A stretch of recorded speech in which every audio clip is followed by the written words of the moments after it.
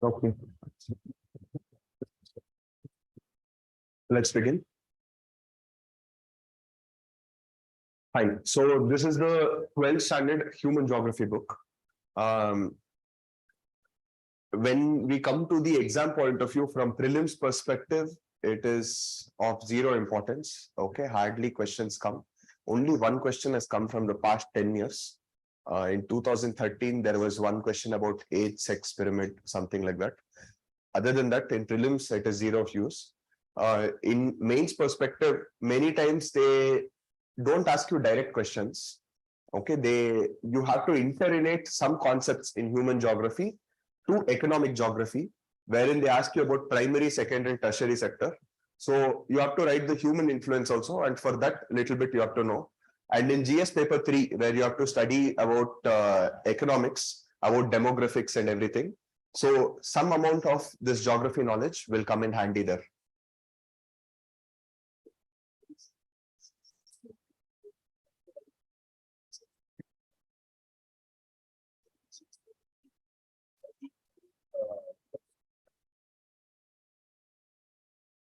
Okay. And that's it. Okay, so we have this whole book. It is 12th standard book, so you might think that it is very important, but in terms of the importance level, it is not very high. But nevertheless, as a UPSC aspirant, it doesn't hurt to know. Okay, it will be helpful somewhere or the other. And even while writing essay and ethics, somewhere here and there, you can little bit, it will be useful. Okay, for that is the importance. That is the amount of knowledge which is required from this book. How much, whatever is important, that we'll just go through. Okay. And so this book has about some 100 odd pages. Okay, not everything, like I told you, is important, but whatever is important, we'll have a quick run through. So in the first chapter, it talks about the nature and scope. Okay, if you see in the 11th standard book also, a little bit of overlap is there. Okay, where we talk about environmental determinism and all of these things. Okay, so this whole study is whether in the normal method, whether we have to study about only physical geography or physical geography and human geography. That whole two schools of thoughts were there yesterday. I mean, day before yesterday, when you studied 11th standard also in the first chapter. So that same thought process is continued in this first chapter, wherein the emphasis of the study of nature and human beings, you will realize that geography got subjected to something called as dualism. So dualism is nothing but two branches of study, wherein first branch, it tells that either it should be lawmaking or theorizing, which is called as nomothetic, or descriptive, which is called as ideographic. Okay, lawmaking or theorizing is nothing but the logi, if you remember. Do we have to study about the why and how also, or do we just have to study about the ideographic? Ideographic andre in mountains ide idu ಯಾವ types of mountains, so ಇಲ್ಲಿ plateaus ಇದೆ idu ಯಾವ types of plateaus, idu plains ide ಯಾವ types of plains, ಅಥವಾ ಅದು ಹೆಂಗ್ form ಆಯ್ತು ಅಂತಾನೂ ಕಲಿಬೇಕು. So that is the two kinds of debates which is going on. ಒಬ್ರು ಹೇಳ್ತಾರೆ that ಇಲ್ಲ ಏನಕ್ಕೆ ಬಂತು is also very important. ಇನ್ನೊಬ್ರು ಹೇಳ್ತಾರೆ ಏನಕ್ಕೆ ಬಂತು ಏನಕ್ಕೆ ಇಂಪಾರ್ಟೆಂಟ್, ಹೆಂಗಿದೆ ಅದನ್ನ ಫಸ್ಟ್ ಕಲಿಬೇಕು ಅಷ್ಟೇ. ಓಕೆ, ಸೊ ಹೆಂಗಿದೆ ಅಂತ ಕಲಿಯೋದು ದಟ್ ಇಸ್ ಜಸ್ಟ್ ನೋಮೋಥಿಯೇಟಿಕ್. ಏನಕ್ಕೆ ಬಂತು ಅಂತ ಏನಕ್ಕೆ ಬಂತು ಅಂತ ಕಲಿಯೋದು ದಟ್ ಇಸ್ ನೋಮೋಥಿಯೇಟಿಕ್. ಹೆಂಗಿದೆ ಅಂತ ಕಲಿಯೋದು that is just idiographic. Okay, and in the same thing, whether the subject matter should be organized and approach of study should be regional or systematic.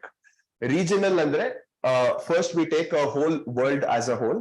Adadmele alli ನಾವು ಯಾವ್ದ್ರ ಬಗ್ಗೆ ಇವಾಗ for example day before yesterday I told you an example that full world ನಾವು ತಗೊಂಡಾಗ we first discuss about all of the vegetations, and after discussing about all of the vegetation, then if you want to specialize in a regional perspective, we start studying about equatorial forests, right? So ಅದೇ ತರ.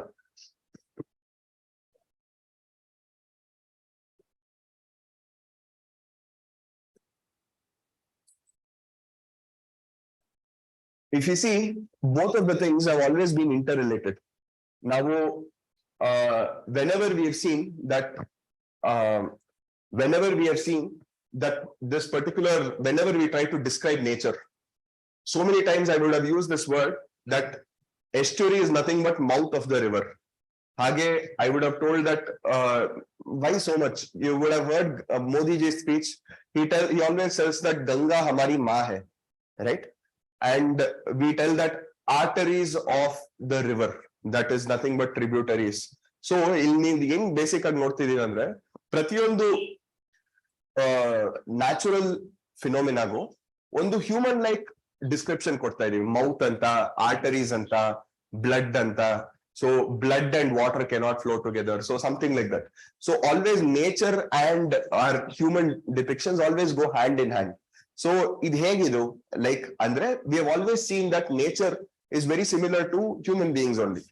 If we look at this, this is where this whole concept of naturalization of humans comes into picture. Okay. Now nodidre modlu starting alli we always saw that human beings, they interact with their physical environment.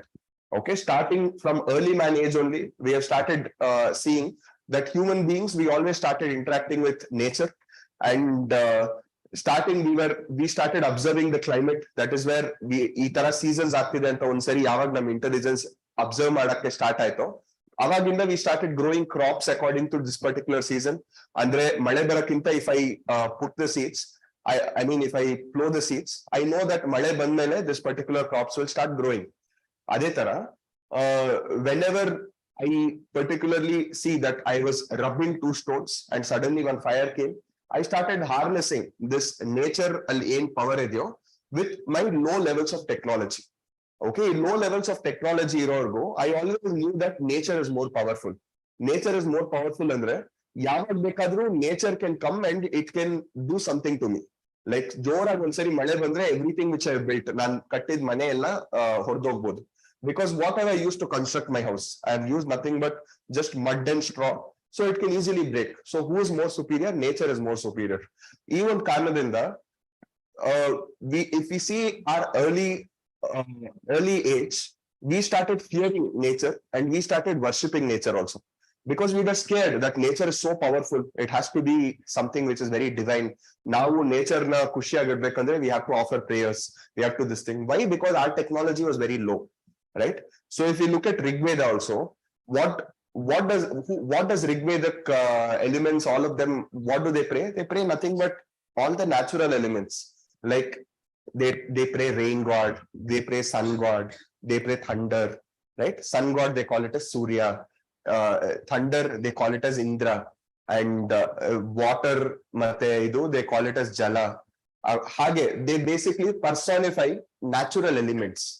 ಅಂದ್ರೆ ಏನ್ normally nature ಆಗಿದೆಯೋ ಅದಕ್ಕೆ ಒಂದು human form, human figure ಕೊಟ್ಟು ಅದಕ್ಕೆ ನಾವು ಪೂಜೆ ಮಾಡಕ್ ಸ್ಟಾರ್ಟ್ ಮಾಡ್ತೀವಿ. ಅದೇ ಇವಾಗ if we were all looking like buffaloes, our gods would also be looking like buffaloes, right? It is just that ನಾವು ಹೆಂಗಿದೀವೋ ಅದೇ ತರ we started shaping Indra also, or Surya also. We started giving them human figure because we wanted to associate that this particular person would also look like us only, but this person would be more powerful than us, right? So in this case, this whole system of worship started because this whole system of fearing nature, this whole system of worship, it started only because we were not in a position to make amends to nature, and we knew that nature was always more powerful. So such a type of belief and such a type of school of thought is called as naturalization of humans. That is, nature is deciding what to do with humans, right? So once our technology started to develop, we started exploiting nature more and more. That is, we started, as technology is the only medium which made humans to God, if I have to call it that. That is, right now we see that less and less belief is the worship, the faith is becoming attenuated, becoming less and less, only because our technology has grown to such an extent.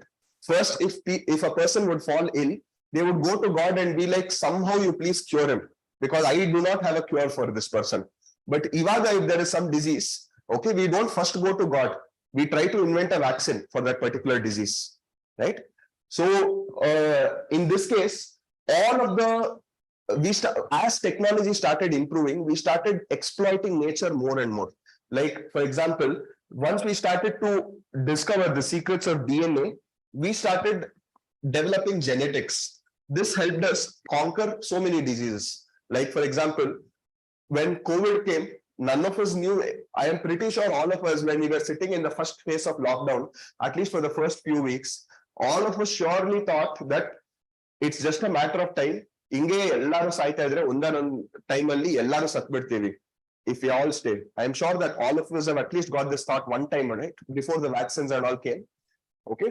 After that vaccines were developed, adadmel free agi mask inde ella kade suttakkella start madidvi. But at one point of time, we were all extremely scared. We all saw people dying. Some of us very close to us also might have been lost. That is because we were at that position wherein we were not able to invent it yet. But ivaga technology ಎಷ್ಟು progress ಆಗಿದೆ ಅಂದ್ರೆ, whatever the disease, we are able to harness through our knowledge. We are able to build something through our technology. Modlu, like maybe 300-400 years back, when people used to read Ramayana, people used to think that Pushpaka Vimanana, agella ondirutta, this is nothing but a fairy tale. Hegag sadhya, like how can a flying machine exist? One jagdinda innond jagake harkondu hogbirtarante, ivrenu pakshina anta. Okay, and that would have been a very normal narrative to talk about. But like onsari Wright brothers started inventing the aeroplane. Now ivaga in the USA, it is only like 10 to 12 hours of journey. Aramagi hogtare hing bartare.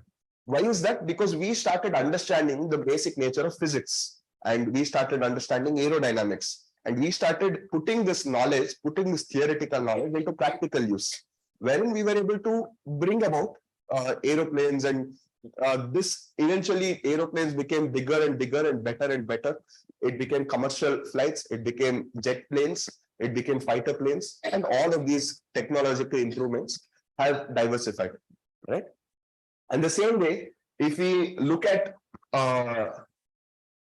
this is about faster planes and then develop technology. So itara technology develop agta basic again ಹೇಳಕ್ ಬರ್ತಾ ಇರಂದ್ರೆ environment na ಜಾಸ್ತಿ use ಮಾಡಕ್ start ಮಾಡಿದ್ವಿ. ನಿಧಾನಕ್ಕೆ ಆ use ಯಾವಾಗ exploitation towards ಹೋಯ್ತು ಅಂತ ನಮಗೆ ಗೊತ್ತೇ ಇಲ್ಲ. But ಯಾವಾಗವರೆಗೂ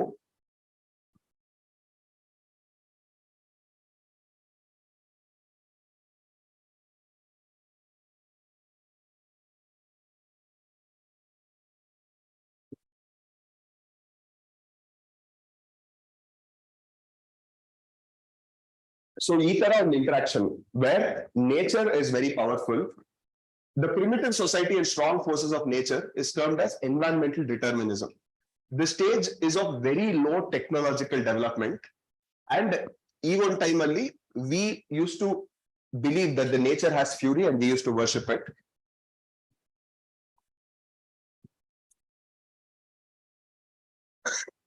Ade hogta we started building, and our technology started improving so much that we started even going against the nature. Like, for example, imagine that one office is there in a very cold environment. Let's say on Ladakh alli ondu doddu multinational company kattidare. Ivaga obru ಒಂದು ಮನೇಲಿ ಇದ್ದಾರೆ. ಆ ಮನೇಲಿ ನೋಡಿದ್ರೆ full heater, ಅಲ್ಲಿ ಆಚೆ ಕಡೆ ಅಷ್ಟೊಂದು ಕೋಲ್ಡ್ ಇದೆ, ಬಟ್ ಆ ಮನೆಯಲ್ಲಿ ಫುಲ್ ಹೀಟೆಡ್ ಪರ್ಟಿಕ್ಯುಲರ್ ಬಿಲ್ಡಿಂಗ್ ಇದೆ. ಅದಾದ್ಮೇಲೆ ಹೊರಗಡೆ ಹೋಗ್ತಾರೆ, ಕಾರ್ ಹೊರಗಡೆ ಹೋದ್ರೆ ಫುಲ್ ಅಗೇನ್ ಹೀಟರ್ ಎಲ್ಲ ಆನ್ ಆಗಿದೆ. ಆಮೇಲೆ ಅಲ್ಲಿ ನೋಡಿ ಅಲ್ಲಿ ಆ ಆಫೀಸ್ಗೆ ಹೋಗ್ತಾರೆ, ಆಫೀಸ್ ಅಲ್ಲೂ it is all heated setup. So ಹೊರಗಡೆ ಇರೋ ಕೋಲ್ಡ್ ಒಳಗಡೆ ಏನು ಅಫೆಕ್ಟ್ ಆಗದೆ ಇರೋಂಗೆ ನಮ್ಗೆ ಇವಾಗ ಒಂದು ಎಸ್ಟಾಬ್ಲಿಷ್ಮೆಂಟ್ ನ like we can upright a particular establishment which can totally go against nature also. Even in particular desk alli ಕೆಲವೊಂದು tropical plants ಅನ್ನು ಬೆಳೆಸಬಹುದು, ಅಂದ್ರೆ even despite it being a cold climate. ಏನಕ್ಕೆ? Because everything is set up. If we look at examples like let's say Israel, right? So Israel has gone against its own geography, and ಅಲ್ಲಿ ನೋಡಿದ್ರೆ complete desert ಪ್ರದೇಶ. ಒಂದೇ ಒಂದು ಚಿಕ್ಕ sprout of plant also cannot grow. But ಅವ್ರು ಯಾವ level of technology use ಮಾಡಿದ್ದಾರೆ ಅಂದ್ರೆ they can grow crops out of the water in the air, right? Aeroponics, aquaponics, hydroponics ಇದೆಲ್ಲ ಯೂಸ್ ಮಾಡಿದ್ದಾರೆ. Reverse osmosis, Dead Sea is considered to be the most saline. ಅಲ್ಲಿ literally ಮುಳುಗಕ್ಕಾಗಲ್ಲ, like literally will be floating. ಆ ತರ ಒಂದು ನೀರ್ನ harvest ಮಾಡಿ ಅದರಿಂದ ಫ್ರೆಶ್ ವಾಟರ್ ಮಾಡ್ತಾ ಇದ್ದಾರೆ, ರೈಟ್? ಸೊ ಜಾಗ್ರಫಿ ಎಷ್ಟೇ ಅಡ್ವಾನ್ಸ್ ಆಗಿದ್ರು ಇವಾಗ ನಮ್ ಟೆಕ್ನಾಲಜಿ ಎಷ್ಟು ಮುಂದುವರೆದಿದೆ ಅಂದ್ರೆ we can go against the geography also and still construct it. Earthquake ಆಗ್ತಿದ್ಯಾ, ಪರವಾಗಿಲ್ಲ, ಅರ್ಥಕ್ವೇಕ್ ಪ್ರೂಫ್ ಬಿಲ್ಡಿಂಗ್ ಮಾಡೋಣ, ಇವಾಗ ಆ ಕಾನ್ಸೆಪ್ಟ್ ಹೊಂದ್ಬಿಟ್ಟಿದೆ, ರೈಟ್? ಅಂಡ್ ಸುನಾಮಿ ಆಗ್ತಿದ್ಯಾ, ಪರವಾಗಿಲ್ಲ, ನಾವು ಒಂದು ದೊಡ್ಡ ಡ್ಯಾಮ್ ಕಟ್ಟೋಣ, ಎಷ್ಟು ದೊಡ್ಡ ಸುನಾಮಿ ಬಂದ್ರು ಅದಕ್ಕೆ ತಡೆಯೋ ತರ. We call this as bulwark. Okay, cyclone ಆಗ್ತಿದ್ಯಾ, ಓಕೆ, ಸೈಕ್ಲೋನ್ ಆಗಕ್ಕಿಂತ ಮುಂಚೆನೆ ನಮ್ಗೆ ಇಲ್ಲಿ ಗೊತ್ತಾಗ್ಬಿಟ್ಟು ನಾವೆಲ್ಲ ವೆಕೇಟ್ ಮಾಡೋಣ. Disaster management strategy, early warning system of cyclones Odisha already implement ಮಾಡಿದ್ದಾರೆ. So like this, whatever cyclone is happening, whatever the tsunami, earthquake is happening, for everything we have some kind of a mitigation strategy. So ಈ ತರ ಒಂದು belief system wear nature ಯಾವ ತರ ಇದ್ರು ನಾವು ಅದಕ್ಕಿಂತ ಜಾಸ್ತಿ ಟೆಕ್ನಾಲಜಿ ಯೂಸ್ ಮಾಡ್ಕೊಂಡು ಅದಕ್ಕೆ ಅಗೇನ್ಸ್ಟ್ ಆಗು ನಾವು ಬದುಕಬಹುದು ಅಂತ ತೋರಿಸೋದು ಇಟ್ಸ್ ಕಾಲ್ಡ್ ಅಸ್ ಪಾಸಿಬಿಲಿಸಮ್. ಅಂಡರ್ಸ್ಟುಡ್? ಅಂದ್ರೆ ನೇಚರೇ ಸುಪೀರಿಯರ್ ಅಂತ ಹೇಳೋದು ಎನ್ವೈರನ್ಮೆಂಟಲ್ ಡಿಟರ್ಮಿನಿಸಮ್ ಅಂತ ಕರಿತೀವಿ. ಓಕೆ, ನೇಚರ್ ಹೇಗಾದ್ರೂ ಇರ್ಲಿ, humans are more superior. Nature ವಿರುದ್ಧವಾಗಿಯೂ ನಾವು ಕೈಯಲ್ಲಿ ಬದುಕಕ್ ಆಗತ್ತೆ ಅಂತ ಹೇಳೋದು possibilism. Did you understand the two things everybody? So ಇವಾಗ which one do you subscribe to, possibilism or environmental determinism? ನೀವು ಯಾವ್ದಾರು ನಂಬ್ತೀರಾ?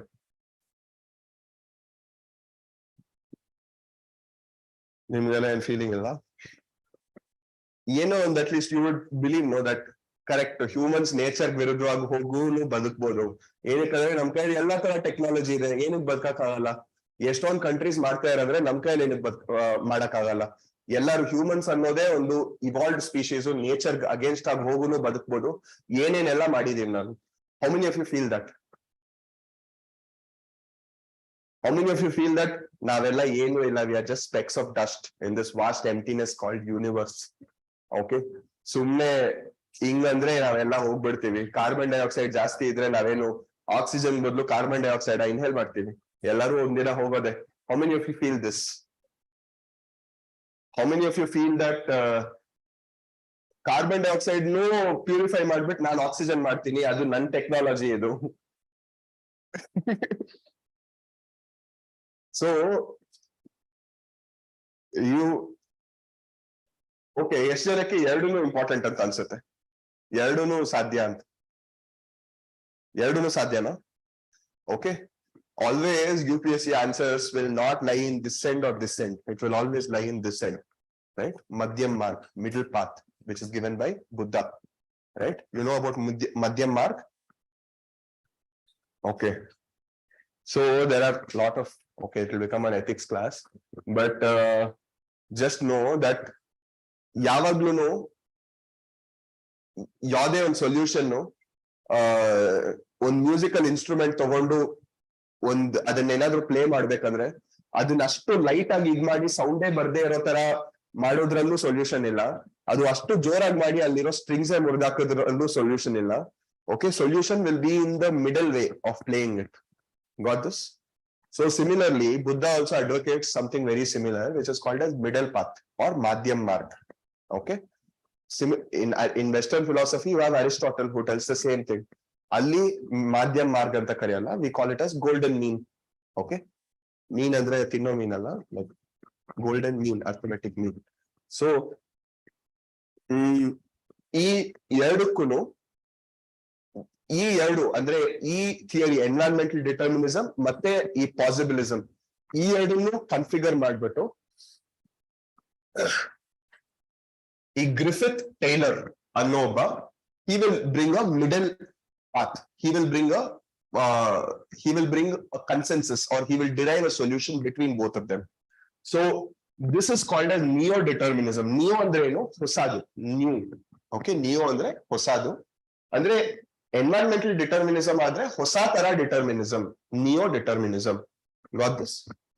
and stop and go determinism. Stop and go. Okay, so basically ಈ ಹೆಸರಲ್ಲೇ ಎಲ್ಲ ಇದೆ ಎಕ್ಸ್ಪ್ಲನೇಷನ್ ಏನಿದು ಅಂತ neo ಡಿಟರ್ಮಿನಿಸಮ್ ಅಂದ್ರೆ ಕೆಲವೊಂದು ಜಾಗದಲ್ಲಿ ಇವಾಗ ನಾವು ಟ್ರಾಫಿಕ್ ಸಿಗ್ನಲ್ ನೋಡಿದ್ರೆ ಕೆಲವೊಂದು ಜಾಗದಲ್ಲಿ ರೆಡ್ ಇರುತ್ತೆ, ರೆಡ್ ಇರೋದು ನೀವು ನಿಂತ್ಕೊಳ್ತೀರಾ, ಅದಾದ್ಮೇಲೆ ಗ್ರೀನ್ ಬದ್ಮೇಲೆ ನೀವು ಹೋಗ್ತೀರಾ, ರೆಡ್ ಇರೋ ಕಡೆ ನೀವು ನಿಂತ್ಕೊಂಡು ಗ್ರೀನ್ ಇರೋ ಕಡೆ ಹೋಗ್ಬೇಕು. ಅದೇ ನಿಯೋ ಡಿಟರ್ಮಿನಿಸಮ್. ಅಂದ್ರೆ ಎನ್ವೈರನ್ಮೆಂಟ್ ಅಲ್ಲಿ ಎಷ್ಟೊಂದು ಕೆಲವೊಂದು ಲಿಮಿಟ್ ಸೆಟ್ ಮಾಡಿರ್ತಾರೆ.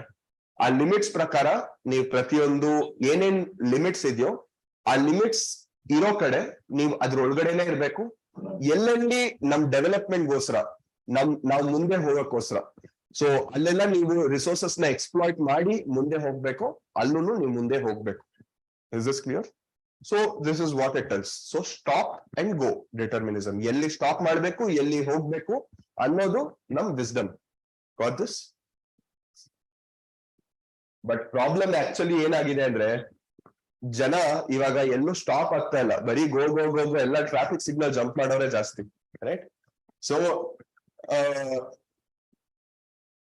this is what they're telling, that condition of absolute freedom, it means that human beings can conquer nature by obeying it. They have to respond to the red signals, and wherever possible they have to permit the modifications. It means that possibilities can be created without within the limits which do not damage the environment, and there is no free run without accidents. Free run without accident ಅಂದ್ರೆ road ಅಂದ್ರೆ accident ಆಗೇ ಆಗುತ್ತೆ, ಅಂದ್ರೆ tsunami ಆಗೇ ಆಗುತ್ತೆ. But ಅಂದ್ರೂ ನಾವು ಓಡಿಸ್ಬೇಕು, but ಎಲ್ಲಿ ನಿಂತ್ಕೋಬೇಕು ಎಲ್ಲಿ ಹೋಗ್ಬೇಕಂತ ಗೊತ್ತಿರ್ಬೇಕು. What this?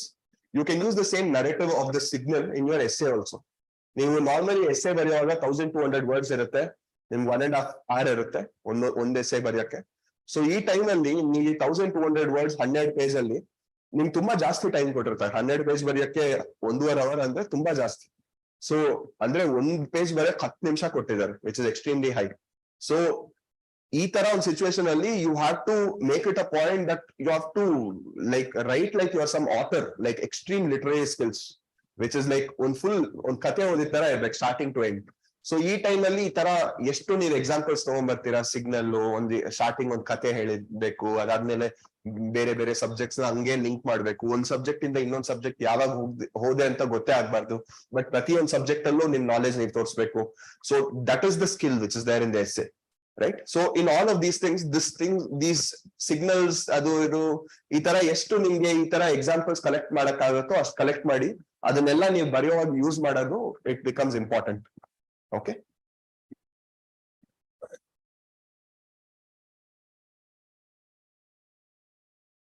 So just remember these 3 words, very very important. ಏನದು 3 ವರ್ಡ್? ಒಂದು ಎನ್ವೈರನ್ಮೆಂಟಲ್ ಡಿಟರ್ಮಿನಿಸಮ್, ಇನ್ನೊಂದು positivism, third one neo determinism. Neo determinism ಯಾರು ಕೊಟ್ಟಿದ್ದು? Griffith Taylor. ಇನ್ನೊಂದ್ಸರಿ ಹೇಳಿ, what is the first thing? Environmental determinism, ಎರಡನೇದು ಪಾಸಿಬಿಲಿಸಮ್, ಮೂರನೇದು ನಿಯೋ ಡಿಟರ್ಮಿನಿಸಮ್. ನಿಯೋ ಡಿಟರ್ಮಿನಿಸಮ್ ಯಾರು ಕೊಟ್ಟಿದ್ದು? ಓಕೆ, ಲಾಸ್ಟ್ ಟೈಮ್ ಒಂದ್ ಸ್ವಲ್ಪ ಮಧ್ಯಾಹ್ನ ತಿರುಗಿದ್ ಒಂದ್ ಚೂರ್ ಕರಗಿಸೋಣ, ಎವ್ರಿಬಡಿ ಕಾಪರೇಟ್. ಓಕೆ, ಎಲ್ಲರೂ ಒಂದ್ ಸ್ವಲ್ಪ ಜೋರಾಗಿ ಹೇಳಿ. ಫಸ್ಟ್ ಏನ್, what is it? Environmental determinism. Second possibilism. ಮೂರನೇದು ನಿಯೋ ಡಿಟರ್ಮಿನಿಸಮ್ ಯಾರು ಕೊಟ್ಟಿದ್ದು? Griffith Taylor. Okay, environmental determinism ಅಂದ್ರೆ ಎನ್ವೈರನ್ಮೆಂಟ್ ಸ್ಟ್ರಾಂಗ್, ಪಾಸಿಬಿಲಿಸಮ್ ಅಂದ್ರೆ ಹ್ಯೂಮನ್ ಸ್ಟ್ರಾಂಗ್, ನಿಯೋ ಡಿಟರ್ಮಿನಿಸಮ್ ಅಂದ್ರೆ ಎನ್ವೈರನ್ಮೆಂಟ್ ನಾವು ಎಲ್ಲರೂ ಸ್ಟ್ರಾಂಗ್ ಗುರು, ಲೈಕ್ ಎಲ್ಲೆಲ್ಲಿ ನಿಲ್ಬೇಕು ಎಲ್ಲೆಲ್ಲಿ ಹೋಗ್ಬೇಕು ಅಂತ ನಮಗ್ ಅರ್ಥ ಮಾಡ್ಕೊಳ್ಳೋ ಕೆಪಾಸಿಟಿ ಇರ್ಬೇಕು. ಓಕೆ, ಇಷ್ಟು ಲೋಕಲ್ ಆಗಿ ಬರಿಬೇಡಿ, ಅಷ್ಟೇ ಹೇಳಿ.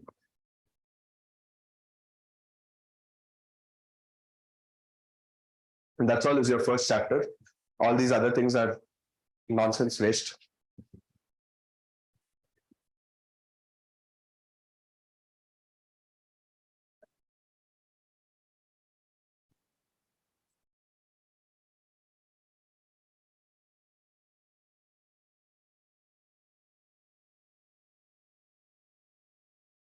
We'll take half-minute break. Okay.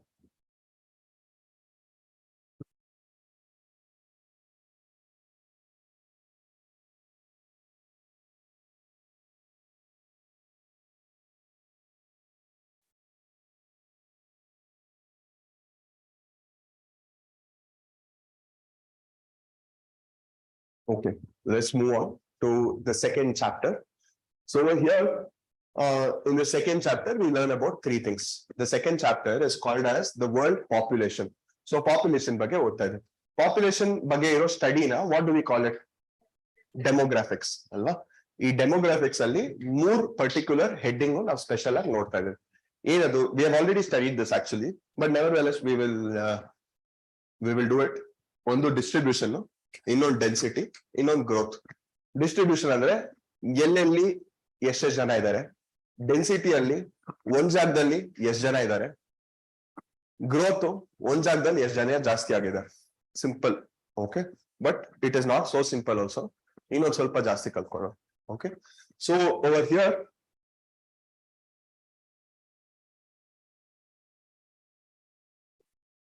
there's a very nice quote here which would be of interest.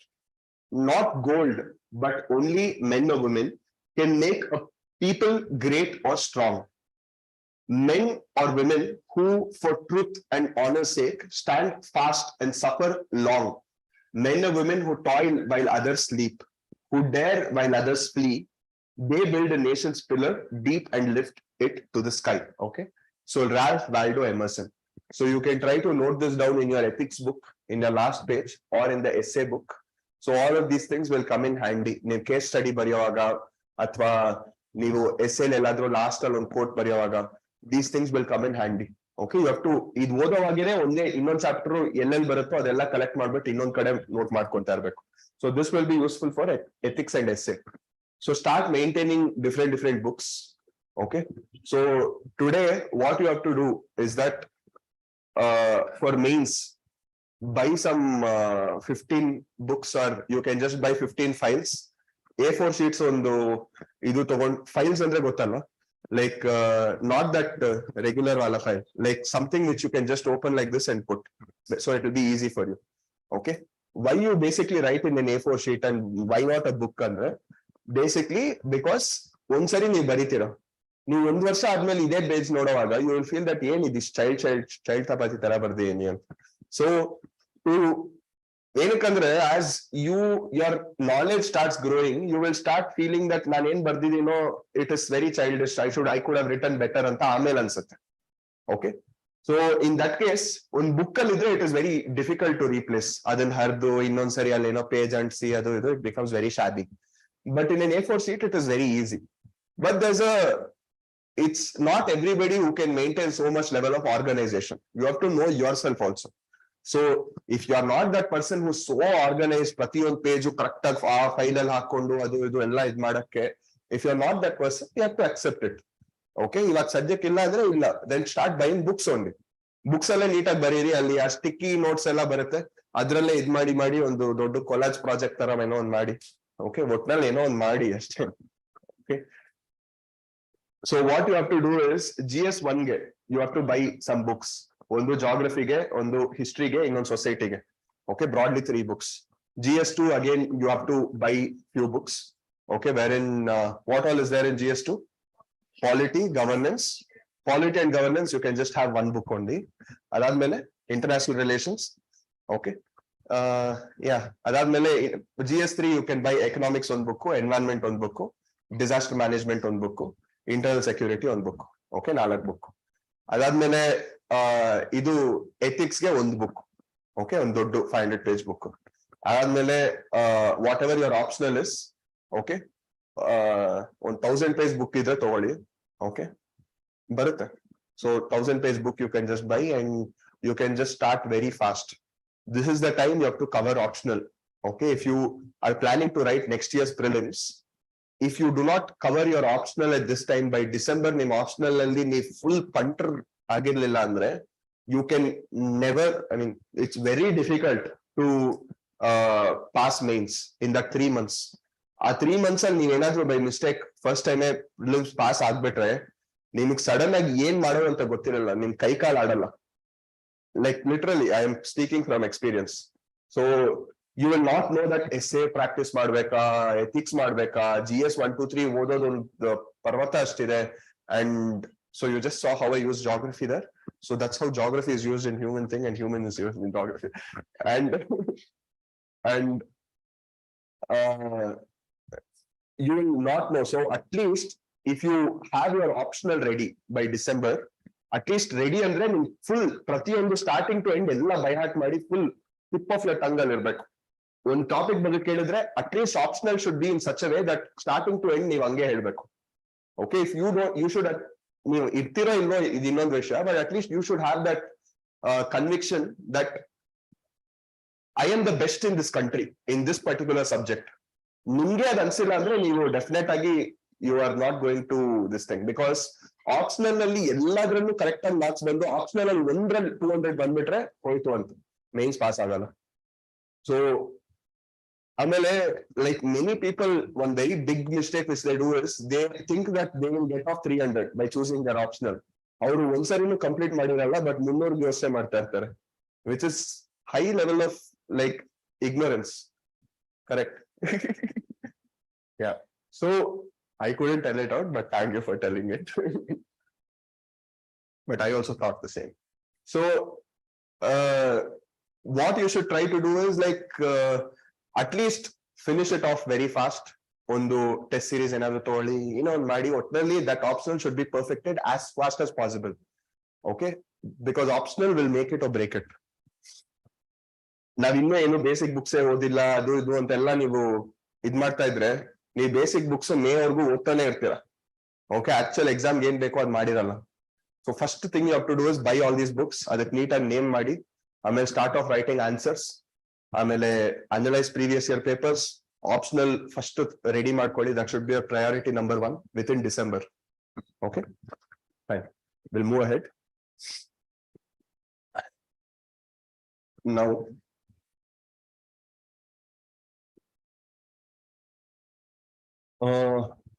they tell that they basically give you a little bit of write-up, not important.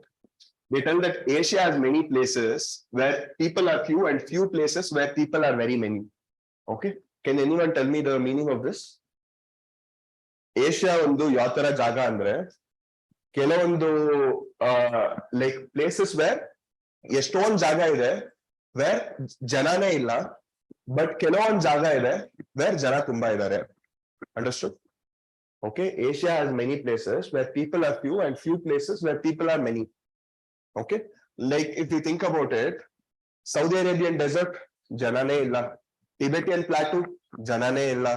Okay, Bengaluru. Exactly. Okay, and China, if you take some Shanghai, sikkapate jana. So there are few places where extremely high population is there, and there are most of the places where janane illa. Right? And now when we start talking about the patterns of population distribution in the world, population distribution in the world andre ಒಂದು ಹೋಗಿ ಜನ ಎಲ್ಲೆಲ್ಲಿ settle ಆಗಿದ್ದಾರೆ ಅಂತ. Understood this? ಈ full population ನಾವು ನೋಡಿದ್ರೆ ನಮ್ ಪಾಪ್ಯುಲೇಷನ್ ಅಂದ್ರೆ human population is about more than 800 crores ನಾವು.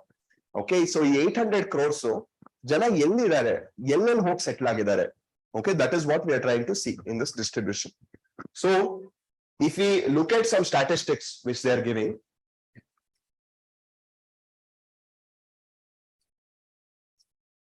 ,90% of the world population lives in about 10% of its land area. This is a very important statistics. We have already come across this. Okay, ನೀವು main answers ಎಲ್ಲ ನೀವು introduction, statistics introduction ಅಂತ ಒಂದು type of introduction ಇದೆ mains answers ಅಲ್ಲಿ. ಅದರಲ್ಲಿ ನೀವು ಇದನ್ನ ಯೂಸ್ ಮಾಡ್ಬೋದು. ಓಕೆ, ಏನ್ ಹೇಳ್ತಾ ಇದ್ದಾರೆ, 90% ಜನ ಅಂದ್ರೆ ಇವಾಗ 800 billion ಅಂತ ತಗೊಂಡ್ರೆ ಅಂದ್ರೆ 800 ಕೋಟಿ ಜನ ತಗೊಂಡ್ರೆ ಅದ್ರಲ್ಲಿ 720 crore people live in only 10% of the world area.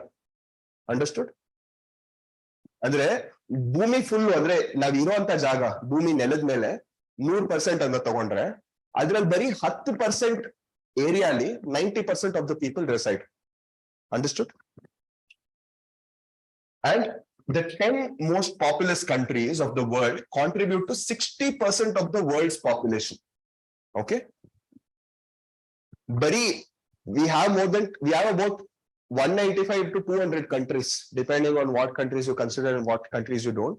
ಈ 200 country ಅಲ್ಲಿ okay bari 10 country, okay, the 10 most countries with the maximum population have 60% of the world's population. Understood this? ಅಂದ್ರೆ 480 ಕೋಟಿ ಜನ ಬರೀ 10 ದೇಶದಲ್ಲಿದ್ದಾರೆ. Okay. If we look at this is a little outdated. Okay, if we look at this, we see that China is a little bit more. Now, right now, China is about this much. And India is about this much. Okay, which is almost the same. So they are about 141 crores or something, and we are about 142 crores. Okay. But like I've already mentioned, there is just a UN estimate. ನಾವು ಅದನ್ನ publish ಮಾಡ್ತಾ ಇದುವರೆಗೂ ಯಾವ್ದು ಒಂದು official report ತರ ಯಾವ್ದು ಬಂದಿಲ್ಲ.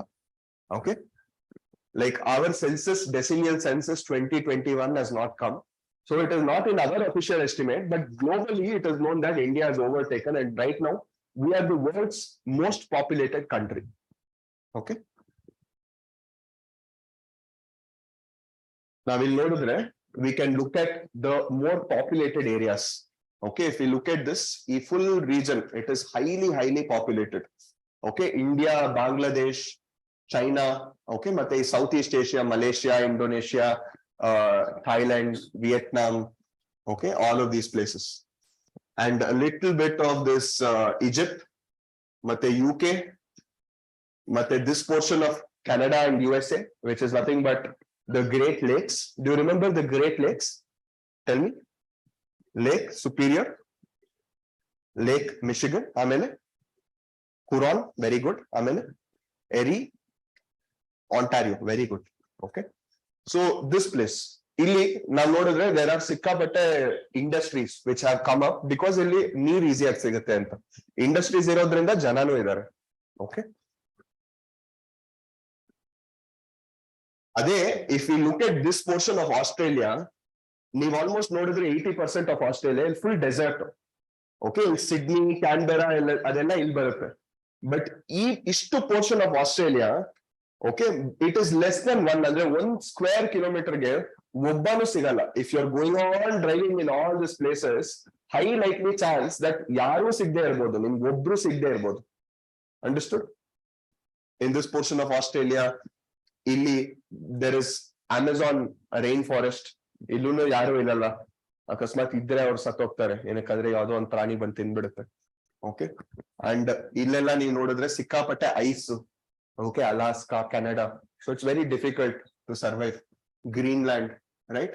ನೀವು ರಷ್ಯಾ ಇನ್ಫ್ಯಾಕ್ಟ್ ನೋಡಿದ್ರೆ so much portion. Okay, Norway, all this portion, very less population. So you see that how that particular statement reflects to be true, that 90% of the population is there in only 10% of the world's area. Is this clear?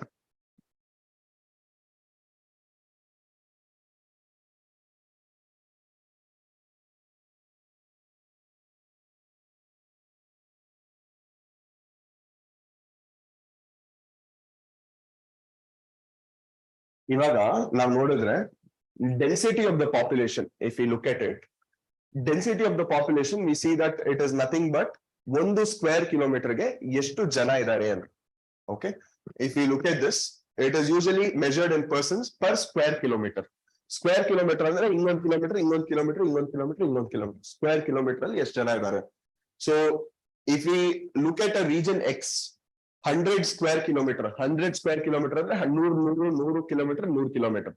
ಈ 100 kilometre ಅಷ್ಟರಲ್ಲಿ, okay, 1.5 lakh ಜನ ಇದ್ದಾರೆ ಅಂದ್ರೆ, in that case we do 150,000 divided by 100 because it's 100 square kilometers.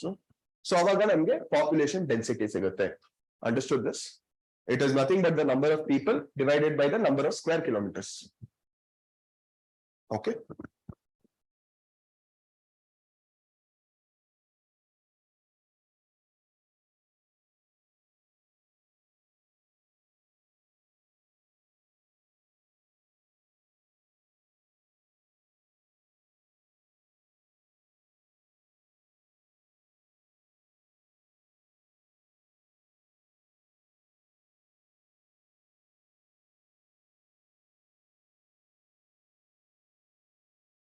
So they're told that There are same thing whatever I just showed you, that is northeast portion of USA, northwest portion of Europe, Southeast Asia, East Asia ilella ಜಾಸ್ತಿ ಜನ ಇರ್ತಾರೆ.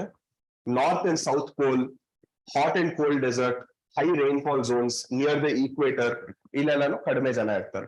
Okay, so in these two types of areas medium density ಇರ್ತಾರೆ. There is 11 to 50% square kilometer ಅಲ್ಲಿ ಇರ್ತಾರೆ.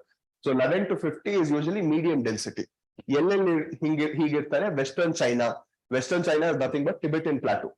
Okay, ಮತ್ತೆ southern India in Asia, this is not true ivaga, but South India has been successful in controlling population to a very big extent. That is true, but still ishtu kadme illa. Norway, Sweden and Europe are all some examples.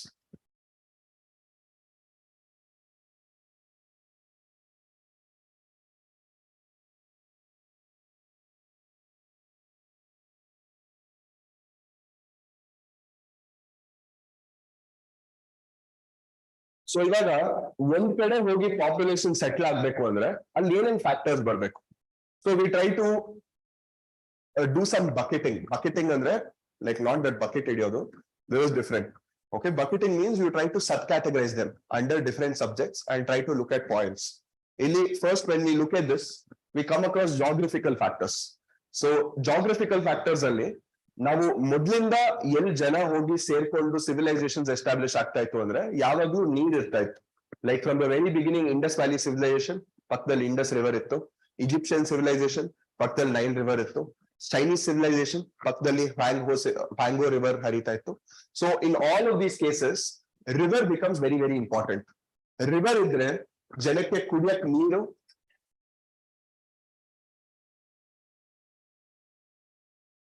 Okay, ಸ್ನಾನ ಮಾಡ್ಕೊಳಕ್ಕೆ, ಅಡ್ಗೆ ಮಾಡಕ್ಕೆ, ಅವರು like for grazing their cattle, industries, ಮತ್ತೆ ಒಂದ್ ಜಾಗದಿಂದ ಇನ್ನೊಂದ್ ಜಾಗಕ್ಕೆ ಪ್ರತಿಯೊಂದು it becomes easier. So that is why people always have this fascination, this ease of going and settling next to a river. Okay, so ಇದಾದ್ಮೇಲೆ next landforms. Landforms ಅಂದ್ರೆ ತುಂಬಾ simple. Wherever you see, Himachal ಪ್ರದೇಶಲ್ಲಿ ಜಾಸ್ತಿ population ಇದೆಯಾ, ಉತ್ತರ ಪ್ರದೇಶದಲ್ಲಿ ಜಾಸ್ತಿ population ಇದೆಯಾ? ಉತ್ತರ ಪ್ರದೇಶ. ಏನಕ್ಕೆ? ಉತ್ತರ ಪ್ರದೇಶ ಬಂದು ಗ್ಯಾಂಜೆಟಿಕ್ ಪ್ಲೇನ್ ಏರಿಯಾಲಿ ಈಸಿಯಾಗಿ ಸೆಟ್ಲ್ ಆಗ್ಬೋದು. ಹಿಮಾಚಲ್ ಪ್ರದೇಶ್ ಒಂದ್ ಕಡೆಯಿಂದ ಇನ್ನೊಂದ್ ಕಡೆಗೆ ಹೋಗ್ಬೇಕಂದ್ರೆ, ಒಂದ್ ಮಗುನ ಸ್ಕೂಲಿಗೆ ತಗೊಂಡ್ ಹೋಗ್ಬೇಕಂದ್ರೆ ಒಂದ್ ಬೆಟ್ಟನೇ ಕ್ರಾಸ್ ಮಾಡ್ಬೇಕು. Okay, so every day it becomes a very difficult ordeal. ಅದೇ ಗ್ಯಾಂಜೆಟಿಕ್ ಪ್ಲೇನ್ ಅಲ್ಲಿ 10 ಕಿಲೋಮೀಟರ್ ಅನ್ನೋದು it is not 10 kilometre, it is just like 10 kilometre. ಅದೇ ಹಿಮಾಚಲ್ ಪ್ರದೇಶ ಅಲ್ಲಿ 10 ಕಿಲೋಮೀಟರ್ ಅಂದ್ರೆ ಎರಡು ಬೆಟ್ಟ ಕ್ರಾಸ್ ಮಾಡ್ಬೇಕು, which is a very difficult thing. 10 kilometers only, but going up, going down, idella tumba kashta, right? So the standard of living, the type of living becomes very, very difficult when you stay in mountainous area, when you stay in desert area, when you stay in glacial area, when you stay in snowy covered areas, okay, when you stay in an island. These things are very difficult because one island al school iralla, innond island hogbeku, daily boat tagond hogbeku, jorag one tide bantu, then it becomes very difficult to get onto that boat and go to that other island. And these circumstances do exist, right? So nimge enadru one choice kotre, obviously you would prefer a land form which is convenient to you. So convenience ellaru prefer madidrinda ಇಲ್ಲಿ ಜಾಸ್ತಿ population ಇರುತ್ತೆ, ಇನ್ನೊಂದ್ ಕಡೆ ಕಡಿಮೆ population ಇರುತ್ತೆ. Understood?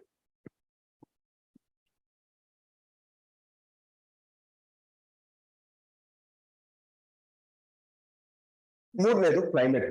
Okay, so I think I used this example before also. ಯಾವಾಗ್ಲೂ harsh climate ಇರೋ ಕಡೆ ಜನ ಸೆಟ್ಲ್ ಆಗಲ್ಲ. It could be deserts also, where climate ತುಂಬಾ ಜಾಸ್ತಿ 50 ಡಿಗ್ರಿ ವರ್ಗೂ ಹೋಗುತ್ತೆ. ಆಮೇಲೆ where it could be very cold also, like Kashmir, okay, like Sonamarg ಹತ್ರ ತುಂಬಾ ಕಡಿಮೆ ಜನ ಇರ್ತಾರೆ. Okay, Gulmarg, Sonamarg. So you see that here it becomes Siachen glacier ಹತ್ರ ಪ್ರಾಬಬ್ಲಿ ಜನನೇ ಇರಲ್ಲ. ನಮ್ ಸೋಲ್ಜರ್ಸೇ ಹೋಗ್ಬೇಕು ಅಂತ ಹೋಗ್ತಾರೆ, ಪ್ರೊಟೆಕ್ಟ್ ಮಾಡ್ಬೇಕು ಅಂತ. ಬಟ್ ಜನರಲಿ ಅಲ್ಲಿ ಹೋಗಿ ಯಾರಾದ್ರೂ ಮನೆ ಮಾಡ್ತಾರ? ಇಲ್ಲ ಅಲ್ವಾ? ಏನಕ್ಕೆ? Because it's very harsh climate. You want climate which is more favorable to you, and humans always seek a climate which is always favorable. Like for example, ನೀವು summer season ಅಲ್ಲಿ you probably go to Coorg or ಅದೇ ಮಡಿಕೇರಿನೋ, ಚಿಕ್ಕಮಂಗ್ಳೂರು ಅಥವಾ ಕೊಡೈಕೆನಾಲ್, ಊಟಿ, ಈ ತರ ಜಾಗನೇ prefer ಮಾಡ್ತೀರಾ. ಏನಕ್ಕೆ? Because the climate is more cooler. ಅದೇ when you look at winter season, Awaga you try to go to Rajasthan trip ಅಥವಾ you go to Goa and all of this happens in winter. Summer time ಅಲ್ಲಿ ಯಾರಾದ್ರೂ ಗೋವಾಗೆ ಹೋಗ್ತೀರಾ? ಹಂಗಿದ್ರೆ it is for different reason. But generally ಹೋಗಲ್ಲ. Okay. So if you look at this, Mediterranean regions are all inhabited from early periods in history, especially if you look at Mediterranean regions ಆಗಿರ್ಬೋದು ಅಥವಾ British ಆಗಿರ್ಬೋದು, ಇಲ್ಲೆಲ್ಲ ಏನಕ್ಕೆ ಜನ ಜಾಸ್ತಿ population ಇದೆ ಅಂದ್ರೆ ನಮ್ ತರ ಪಾಪ್ಯುಲೇಷನ್ ಅಲ್ಲ, ಬಟ್ ಅವ್ರ ಸ್ಟ್ಯಾಂಡರ್ಡ್ಸ್ ಪಾಪ್ಯುಲೇಷನ್ ಹೆಂಗ್ ಜಾಸ್ತಿ ಇದೆ ಅಂದ್ರೆ ಏನಕ್ಕಂದ್ರೆ ಅಲ್ಲಿ ಕ್ಲೈಮೇಟ್ ತುಂಬಾ favourable. So it is very easy to settle. ಯಾವಾಗ್ಲೂ ಬೆಂಗಳೂರು ತರಾನೇ ಇರುತ್ತೆ ಅಲ್ಲಿ, 365 ಡೇಸ್ ಬೆಂಗಳೂರು ತರ ಇರುತ್ತೆ. Very nice weather, right? ಇದಾದ್ಮೇಲೆ next soils. This is one more geographical factor. Soil fertile ಆಗಿದ್ರೆ ಏನಾದ್ರೂ ಬೆಳೆಸ್ಬೋದು. Okay, like whatever. ಇವಾಗ ಅಲುವಿಯಲ್ ಸಾಯಿಲ್ ತಗೊಂಡ್ರೆ ಅಲ್ಲಿ ಆಲ್ಮೋಸ್ಟ್ ಏನ್ ಸೀಡ್ ಹಾಕಿದ್ರು ಬೆಳೆಯುತ್ತೆ. ಏನಕ್ಕಂದ್ರೆ soil is very fertile. This has its own advantages. ಒಂದು, very easy to cultivate crops, so at least ನನ್ ಹೊಟ್ಟೆ ತುಂಬಿರುತ್ತೆ. ಸೆಕೆಂಡ್, ಎಕ್ಸ್ಟ್ರಾ ಏನಿದೆಯೋ ಅದನ್ನ ಹೋಗಿ ಮಾರ್ಕೆಟ್ ಅಲ್ಲಿ ಸೆಲ್ ಮಾಡ್ಬೋದು, ದುಡ್ಡು ಬರುತ್ತೆ. ಈ ಒಂದು ರೀಸನ್ ಇಂದ ಇಂಡಸ್ಟ್ರೀಸ್ ಇಲ್ಲೇ ಇರುತ್ತೆ. ಆಗ್ರೋ ಇಂಡಸ್ಟ್ರೀಸ್, ಜೂಟ್ ಇಂಡಸ್ಟ್ರೀಸ್, ಇನ್ನೊಂದು industries, all of them will be over centred over here. ಜನ ಇದ್ದಾರೆ ಅಂತ ಬೇರೆ ಇಂಡಸ್ಟ್ರೀಸು ಇರುತ್ತೆ, ತುಂಬಾ ಜನ ಇದ್ದಾರೆ ಅಂದ್ರೆ ಸರ್ವಿಸಸ್ ಇರುತ್ತೆ. ಸೊ ಪ್ರತಿಯೊಂದಕ್ಕೂ ಮಣ್ಣು ಅನ್ನೋದು it becomes very central to everything. ಮಣ್ಣು ಚೆನ್ನಾಗಿದ್ರೆ ಜನ ಚೆನ್ನಾಗಿರ್ತಾರೆ, right? The same thing if you look at Rajasthan, you see so much of development is not there. Why do you think in terms of why is Bangalore not there in Rajasthan? Andre enak IT sector enak Rajasthan illilla? Enakandre fundamentally the soil itself is not fertile. Understood? Irode bari ಮರಳು ಭೂಮಿ ಅಂದ್ರೆ ಅಲ್ಲಿ ಹೇಗೆ ಒಂದು services sector ಬರುತ್ತೆ. Services sector ಇದ್ರೆ ಯಾರಿಗೋಸ್ಕರ service ಮಾಡ್ತಾರೆ, ಹೆಂಗ್ ಸರ್ವಿಸ್ ಮಾಡ್ತಾರೆ, that becomes a question, right? ಇದಾದ್ಮೇಲೆ next economic factors.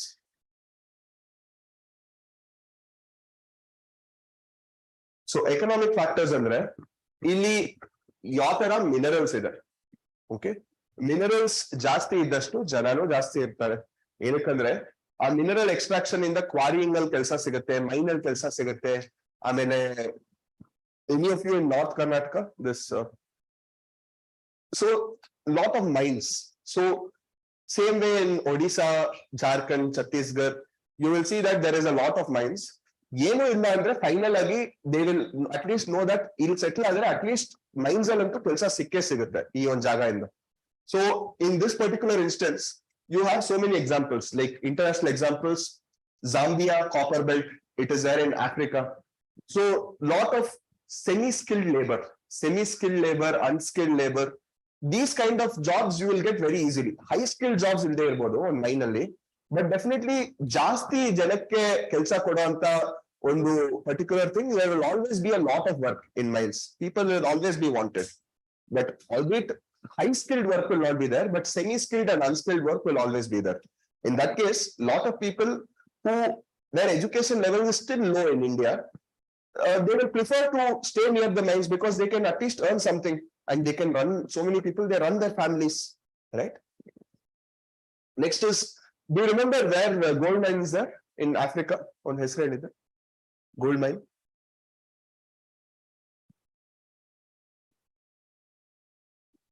Gold mine, guys. You know hangman game?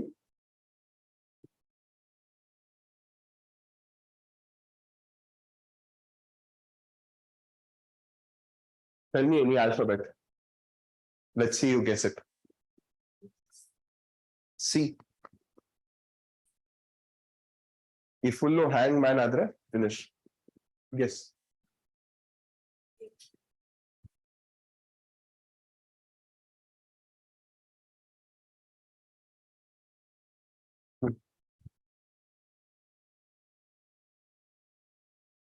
Africa gold illide, that is the question.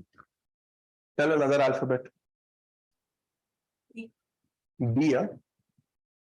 B. E. What did it tell? E.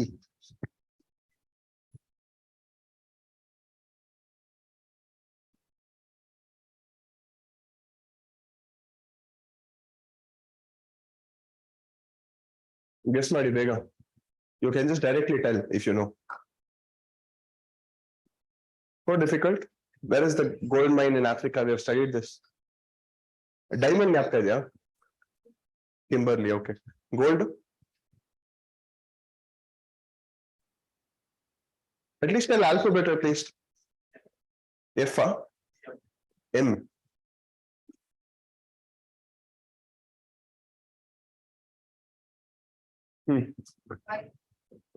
Why? Yes.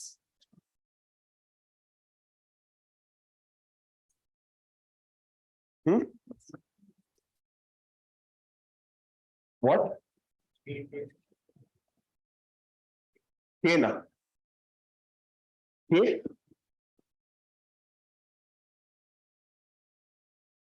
Tell. You should tell clearly, loudly. B.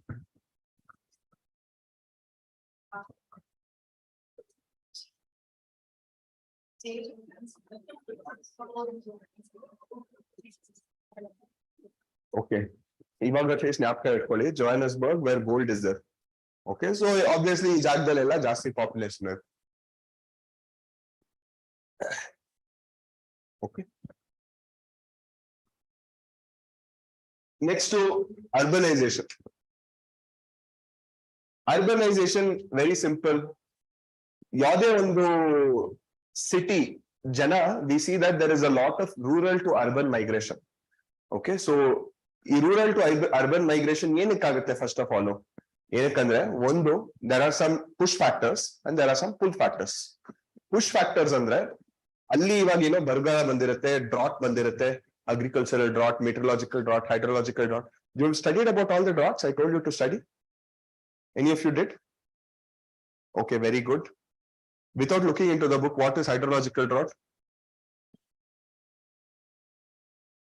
Okay, that is important. Okay, you have to be in a position to tell without seeing the book. I keep telling again and again. ನೀವು ಮಾಡಿದೀರಾ ಅಂದ್ರೆ ಅದು ನಿಮ್ ಒಳಗಡೆ ಇರಬೇಕು, ನಿಮ್ book ಅಲ್ಲ.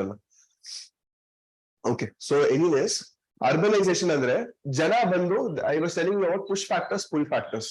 So push factors ಅಂದ್ರೆ ಅಲ್ಲಿ ಏನೋ ಒಂದು ಫ್ಯಾಕ್ಟರ್ ಇದೆ ವೇರ್ ಅಲ್ಲಿಂದ ಹೊರಗಡೆ ಹೋಗಕ್ಕೆ ಇಲ್ಲಿ ಕೆಲಸ ಸಿಗ್ತಾ ಇಲ್ಲ. ನಮ್ ಹಳ್ಳಿ like in our village there is no work, in our town there is no work. So go to city, go to Bengaluru, ಅಲ್ಲಿ ಏನೋ ಒಂದು ಕೆಲಸ ಸಿಗುತ್ತೆ. ಓಕೆ, ಇಲ್ಲಿ ನಮ್ಮ ಹತ್ರ ದುಡ್ಡೆಲ್ಲ ಇದೆ ವಿಲೇಜ್ ಅಲ್ಲಿ, ಬಟ್ ಇಲ್ಲಿ ನಮ್ಮ ಚಿನ್ನುಗೆ ಓದಕ್ಕೆ ಚೆನ್ನಾಗಿರೋ ಸ್ಕೂಲ್ ಇಲ್ಲ. ಓಕೆ, ಬೆಂಗಳೂರಿಗೆ ಹೋದ್ರೆ ಒಳ್ಳೆ ಸ್ಕೂಲ್ ಸಿಗುತ್ತೆ. ಓಕೆ, ನಮ್ಗೆ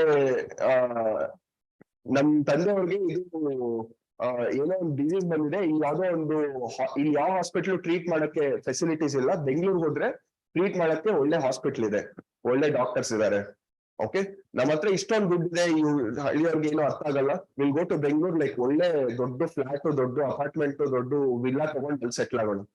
okay, so because of all of these reasons, one is these are all pull factors. ಅಂದ್ರೆ ಇಲ್ಲಿ ಏನೋ ಒಂದಿದೆ, ಅಲ್ಲಿ ಇಲ್ಲದೆ ಇರೋದು, so it is pulling them. Push factors ಅಂದ್ರೆ ಅಲ್ಲಿಂದ ಪುಷ್ ಮಾಡ್ತಾ ಇದೆ ಜನನ್ನ. ಪುಷ್ ಫ್ಯಾಕ್ಟರ್ಸ್ ಅಂದ್ರೆ ಇವಾಗ ಫಾರ್ ಎಕ್ಸಾಂಪಲ್ ಡ್ರಾಟ್ ಆಯ್ತು, ಅಲ್ಲಿ ಅಗ್ರಿಕಲ್ಚರ್ ಹಾರ್ವೆಸ್ಟ್ ಮಾಡಿದ್ರು ಬಟ್ ದುಡ್ಡು ಬರ್ಲಿಲ್ಲ, ಅಥವಾ ಅಲ್ಲೇನೋ ಒಂದು ಡೆಪ್ತ್ ಇದೆ, ಅದನ್ನ ಇದ್ ಮಾಡದೆ ಓಡ್ ಬರ್ತಾರೆ. That is also push factor. ಅಲ್ಲಿಂದ ಪುಷ್ ಮಾಡ್ತಾ ಇದೆ. Understanding this push factors, pull factors. So ಈ ಎಲ್ಲಾ ರೀಸನ್ ಇಂದ ಅರ್ಬನೈಸೇಷನ್ ಜಾಸ್ತಿ ಆಗ್ತಾ ಇದೆ. ಅಂದ್ರೆ ಅರ್ಬನೈಸೇಷನ್ ಎಫೆಕ್ಟ್ ಇಂದ ಜನ ಅರ್ಬನೈಸೇಷನ್ ಅಲ್ಲಿ ಸೆಟ್ಲ್ ಆಗ್ತಾ ಇದ್ದಾರೆ. Is this clear? So but problem ಏನಂದ್ರೆ ತುಂಬಾ ಜಾಸ್ತಿ ಅರ್ಬನೈಸೇಷನ್ ಆದ್ಮೇಲೆ ನಾವೇ ಅರ್ಬನೈಸೇಷನ್ ಬಗ್ಗೆ ಕಂಪ್ಲೇಂಟ್ ಮಾಡ್ತೀವಿ. ದಟ್ ಬೆಂಗಳೂರು ಬಂದ್ಬಿಟ್ಟು ಅದಾದ್ಮೇಲೆ ದೇ ವಿಲ್ ಟೆಲ್ ದಟ್ ಇಲ್ಲಿ ಪೊಲ್ಯೂಷನ್ ಎಲ್ಲ ಎಷ್ಟು ಜಾಸ್ತಿ, ಇಲ್ಲೆಲ್ಲ ಹೆಂಗ್ ಜನ ಇರ್ತಾರೋ, ರೈಟ್, ಇಲ್ಲೆಲ್ಲ ರೋಡ್ ಸರಿ ಇಲ್ಲ, ಅದು ಇದು. So that is mainly because of all the immigration which is happening, right?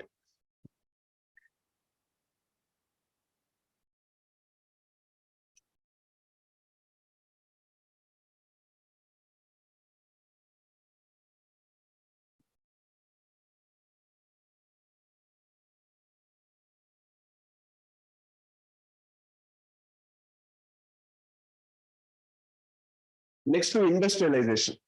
Industrialisation ಅಂದ್ರೆ like if you look at Peenya industrial town, ಅಲ್ಲಿ ಎಷ್ಟೊಂದು ಒಂದು ಇದು ಆಗಿದೆ ಬೆಂಗಳೂರಲ್ಲಿ. Or otherwise also Chota Nagpur region, Odisha, Jamshedpur ಅಂತ ಒಂದು ಹೋಲ್ ಸಿಟಿನೇ ಡೆವಲಪ್ ಆಗಿದೆ, Durgapur, these places have industrial world and nodidre ivagi nodiddange Great Lakes, okay, in North America, Kobe Osaka region in Japan, ilella industries ಜಾಸ್ತಿ ಇರೋದ್ರಿಂದ ಆ ಇಂಡಸ್ಟ್ರೀಸ್ ಇದೆ ಅಂತ ಜನ ಅಲ್ಲಿ ಕೆಲಸ ಹುಡ್ಕೊಂಡ್ ಬರ್ತಾರೆ. ಆ ಕೆಲಸ ಇದೆ ಅಂತ ಲೈಕ್ ಬೇರೆ ಅಮ್ಯುನಿಟೀಸು ಬರುತ್ತೆ. ಅಲ್ಲಿ ಒಂದು ಸ್ಮಾಲ್ ಒಂದು ಚಿಕ್ಕ ಅಂಗಡಿ ಸ್ಟಾರ್ಟ್ ಆಗುತ್ತೆ, ಒಂದು ಸ್ಕೂಲ್ ಸ್ಟಾರ್ಟ್ ಆಗುತ್ತೆ, ಒಂದು ಹಾಸ್ಪಿಟಲ್ ಸ್ಟಾರ್ಟ್ ಆಗುತ್ತೆ, ಹಂಗೆ ಫುಲ್ ಏರಿಯಾನು ಡೆವಲಪ್ ಆಗ್ಕೊಂಡು ಹೋಗುತ್ತೆ. ಓಕೆ, ಸೊ ಇದರಿಂದನು this also plays a reason for people to come here and settle, industrialization. ಇದಾದ್ಮೇಲೆ next social and cultural factors.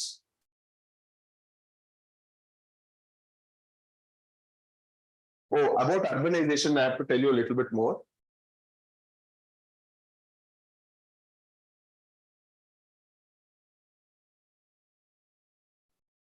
See, urbanization, India ಅಲ್ಲಿ ಎಷ್ಟು ಪಾಪ್ಯುಲೇಷನ್ ಇದೆ? 142 crore. Okay. 1947 ಆದ್ಮೇಲೆ, can you name any city which has been constructed in India? ಅಂದ್ರೆ ನಮ್ಗೆ independence ಬಂದ್ಮೇಲೆ ಯಾವ್ದಾದ್ರು ಒಂದು ಹೊಸ ಸಿಟಿ ಕನ್ಸ್ಟ್ರಕ್ಟ್ ಆಗಿರೋದು ಯಾವ್ದಾದ್ರು ಹೇಳಿ. ಬೆಂಗಳೂರು, ನೋಯ್ಡಾ ಮೊದ್ಲೇ ಇತ್ತು, ಇವಾಗ ಡೆವಲಪ್ ಆಗಿದೆ ಅಷ್ಟೇ. Vizag was very old. From Vakataka dynasty it is there.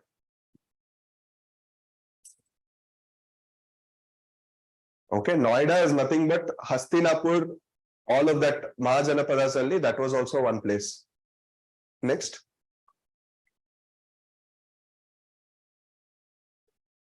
Mumbai is so old that like very, very old.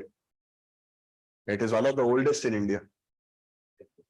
1947 ಆದ್ಮೇಲೆ ಹೊಸ ಸಿಟಿ ಕನ್ಸ್ಟ್ರಕ್ಟ್ ಆಗಿರೋದು ಯಾವ್ದಾದ್ರು ಒಂದ್ ಹೆಸರು. ಚೆನ್ನೈ, ಬ್ರಿಟಿಷ್ ಟೈಮ್ ಅವ್ರು ಬಂದು ಚೆನ್ನೈ ಅಲ್ಲಿ ಫಸ್ಟ್ ಸೆಟ್ಲ್ ಆಗಿದ್ದು. ಅದಕ್ಕಿಂತ ಮುಂಚೆ Chola, like so old. If you look at ಸಿಟಿನ ಇದು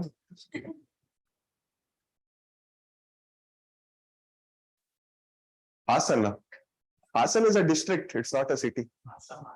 Assam is a state, boss. ನೀವು ಅಸ್ಸಾಂ ಅಂತ ಗೊತ್ತಾಗ್ತಾ ಇದೆ, but Assam is a state. ಆಮೇಲೆ Bangalore, if you tell all the like Karnataka trolls will come on you. Bangalore ಎಷ್ಟು ಹಳೇದು. Mangalore is very, very old. It was there from Tipu Sultan time only.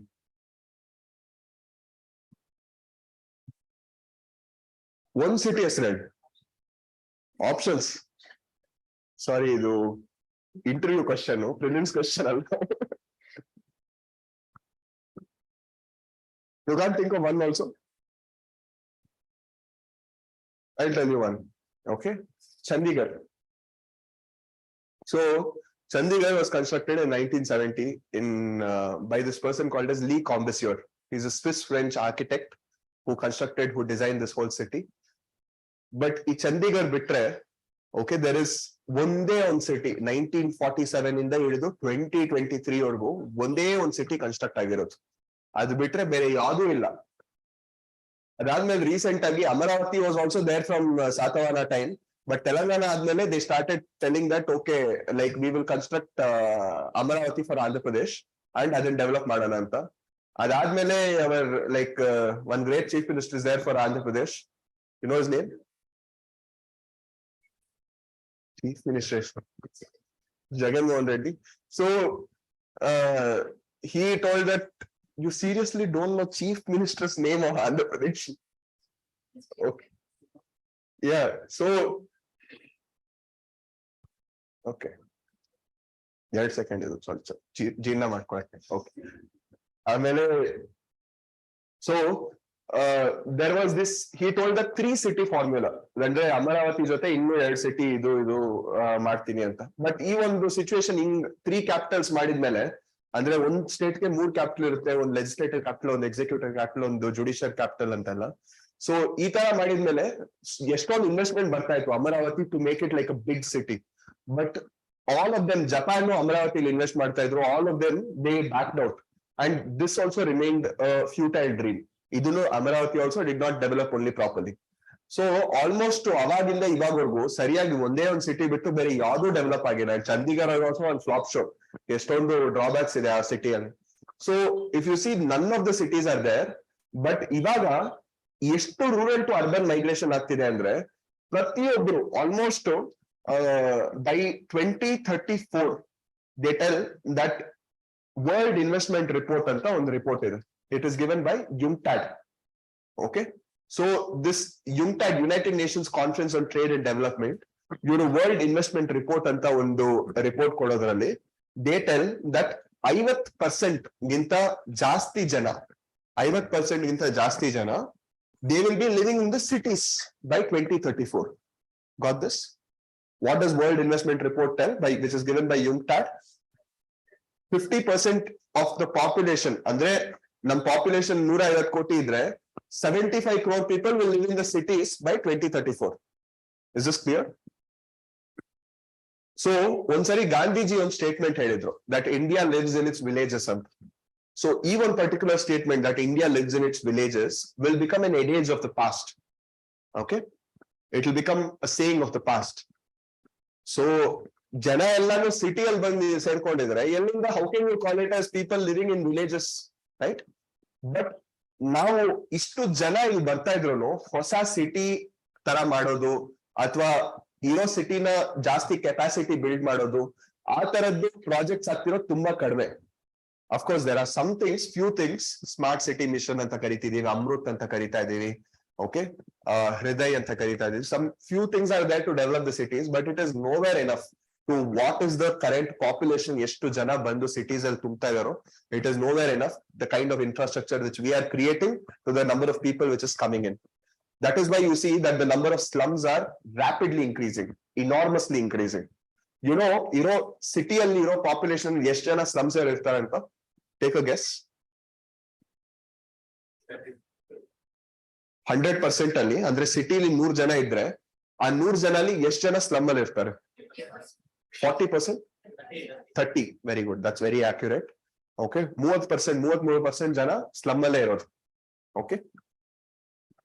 So you have to just imagine that what is the standard of living there. ಅಲ್ಲಿ ಯಾವುದೇ ತರ sanitation ಇರಲ್ಲ. Every day morning all of the the civic channels will not be there. Extreme, very pathetic hygienic conditions. Crime rate is more. Water is of a very bad quality. Electricity baralla. They usually steal all the electric wires and they get the connections. Amele cable iralla. Cable idrunu that also they steal. So they are almost living lives of fugitives, right? So 100 general 33 jana are living this thing andre. What does it reflect about the government which is providing all of this? What does the municipal corporation have to say about such things, right? Okay, next is social and cultural factors. So in social and cultural factors, we see that ಪ್ರತಿಯೊಂದು ಸಿಟಿಗೆ ಒಂದು culture ಇರುತ್ತೆ. Okay, ಆ culture attract ಆಗಿ ಕೆಲವೊಬ್ರು ಬರ್ಬೋದು ಇಲ್ಲಿ. Okay, ಆ ಸೋಷಿಯಲ್ ಪ್ರಾಕ್ಟೀಸಸ್ ಅಟ್ರಾಕ್ಟ್ ಮಾಡಿ ಕೆಲವೊಬ್ರು ಬರ್ಬೋದು. Like for example, if we look at it, Varanasi, ಎಷ್ಟೊಂದ್ ಜನ, even Mark Zuckerberg has visited Varanasi anta he has only told in one of his interview that nanu onsari life alli en madbeku anta gottagde iruvaga nanu there I came and I met one person called Neem Karoli Baba and he gave me some guidance. Adadmel hogi I found Facebook and it became this thing. Like that only Steve Jobs has only also come to Varanasi.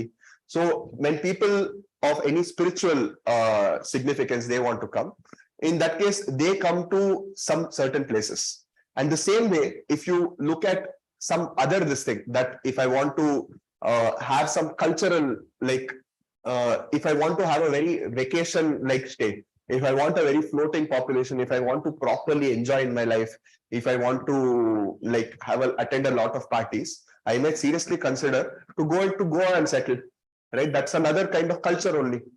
Okay, many people from North India, why do they come to Bangalore? Because they feel that pop culture is good. It's rock capital. Lot of concerts go on. Okay, music tumba chennagide. So such kind of this thing, again, it's a cultural attraction. So because of these things also, people can come. Okay, for example, ಇವಾಗ imagine ಮಾಡ್ಕೊಳ್ಳಿ, ನಿಮ್ಗೆ ಒಂದು job offer ಇದೆ, ಒಂದು ಚೆನ್ನೈ, ಇನ್ನೊಂದು Bangalore, and you are a person who really likes rock music And you know that in the so many big bands, so many big artists, international artists are visiting Bangalore. You will also think that, okay, Chennai goes Bangalore would settle because that is more culturally closer to what my belief is. Okay. If you are that person who believes that ನಾನು ಈ temple ಹೋಗ್ಬೇಕು, ಇಲ್ಲಿರೋ architecture ನೋಡ್ಬೇಕು, ಈ ದೇವರು ಅಂದ್ರೆ ನಂಗೆ ತುಂಬಾ ಇಷ್ಟ, this Shore temple is very close to Chennai. So in that case, you might go to Chennai. Depends on what culture that person associates with. There also, you might have that this thing. Okay. Oh, Chennai and Doddu church ಇದೆ. It might be very close to me. I can go there every day and offer prayers. So you can move to Chennai, right? So these are the social and cultural factors. And all of these factors, geographical, economic, socio-cultural, everything, it definitely plays a part in how people go and settle in the place which they do, right? And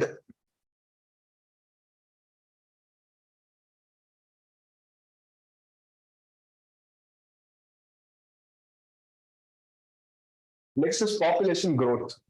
Population growth ಅಂದ್ರೆ ಒಂದ್ ಜಾಗದಲ್ಲಿ ಎಷ್ಟು ಜನ population ಜಾಸ್ತಿ ಆಗಿದೆ ಅಂತ. Okay, so some basics ಏನಂದ್ರೆ change of the population in a particular area in 2 points of time is known as growth of population.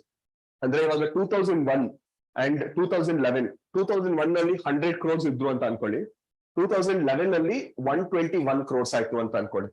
ಅವಾಗ ಪಾಪ್ಯುಲೇಷನ್ ಗ್ರೋತ್ ಎಷ್ಟಾಯ್ತು?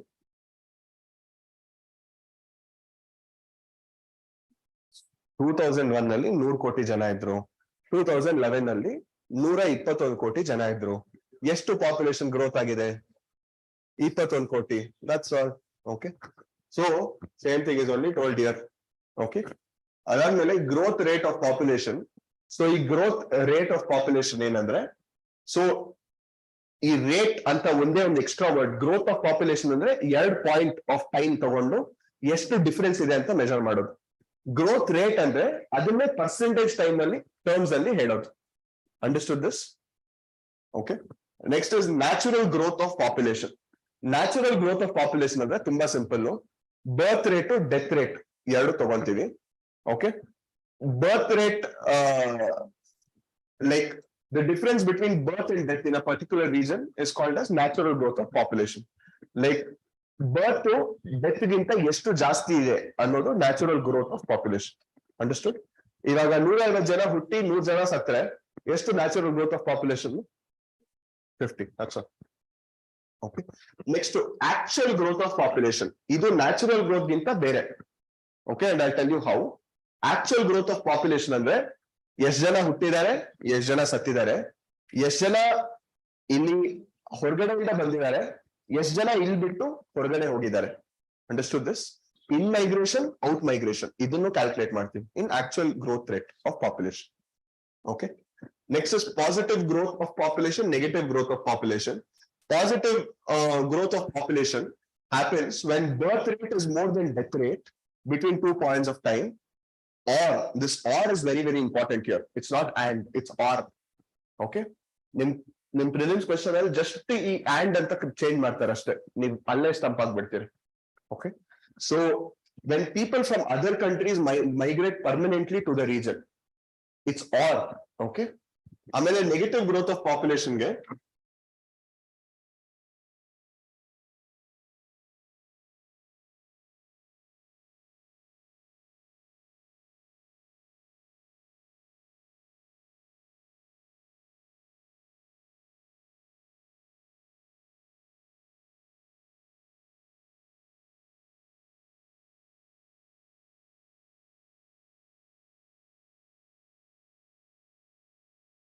in negative growth of population, if the population decreases between 2 points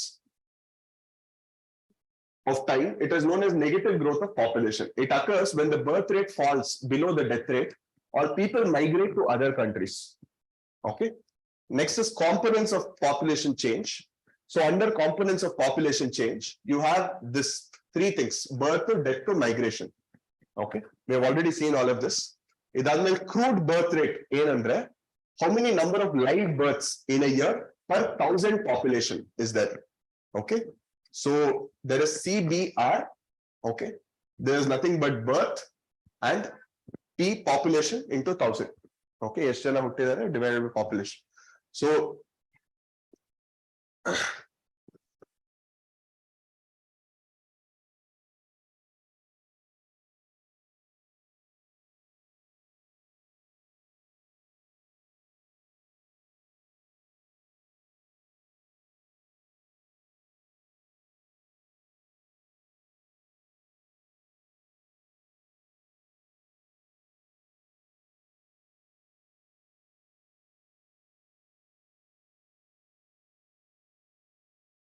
next, doubling time of world population.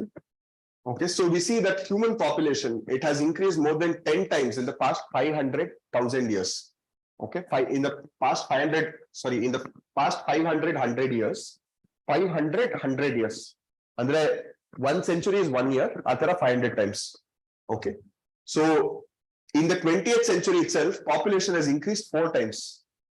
Got this? It took more than 1 million years for human population to attain 1 billion mark. 1 billion and 100 crore. Okay. But only 12 years for it to rise from 5 billion.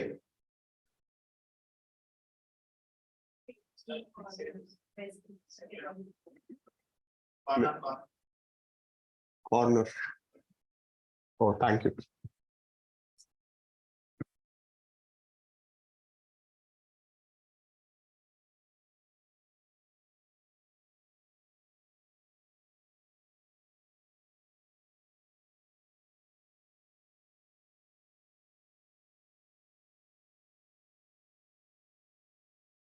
So from 5 billion to 6 billion, it just took 12 years, right? So if we look at this, we get this thing that 5 million, it was there in 10,000 BC, which was yesterday we discussed was the Ice Age, okay, where Holocene started. So 500 million, 1650 AD, 1650 AD. Okay, which is where at the same time around which industrial revolution was going on. I mean, 1804 AD. Okay, we see that 1804 AD is where Battle of Buxar, Anglo-Maratha Wars, so Anglo-Mysore Wars, time there was 1,000 million people on the earth.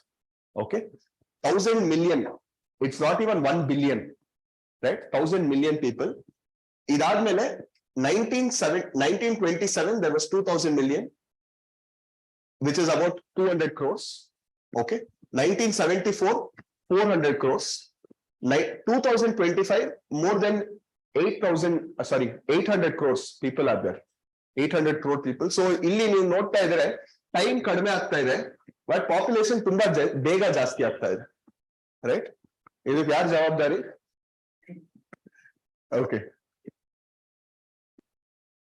So there is great variation among doubling their population.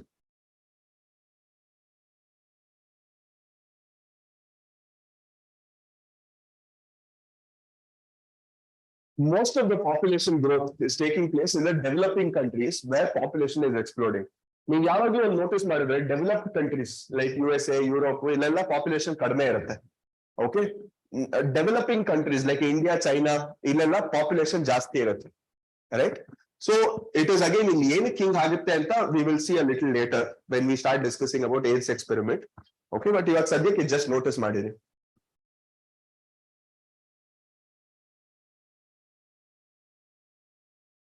So population ಜಾಸ್ತಿ ಆಗೋದ್ರಿಂದ ಏನಾಗುತ್ತೆ?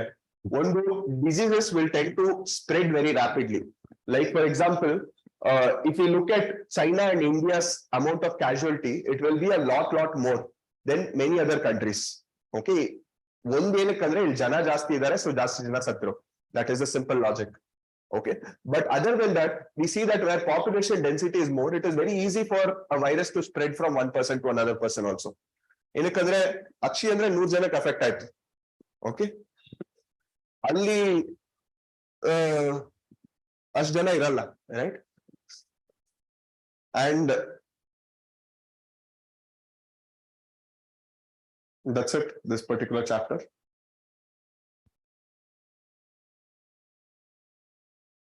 Next, population composition.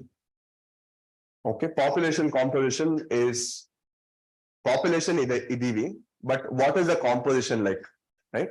Yes, jana male idare, yes, jana female idare, all of these kind of things. Take 1 minute break.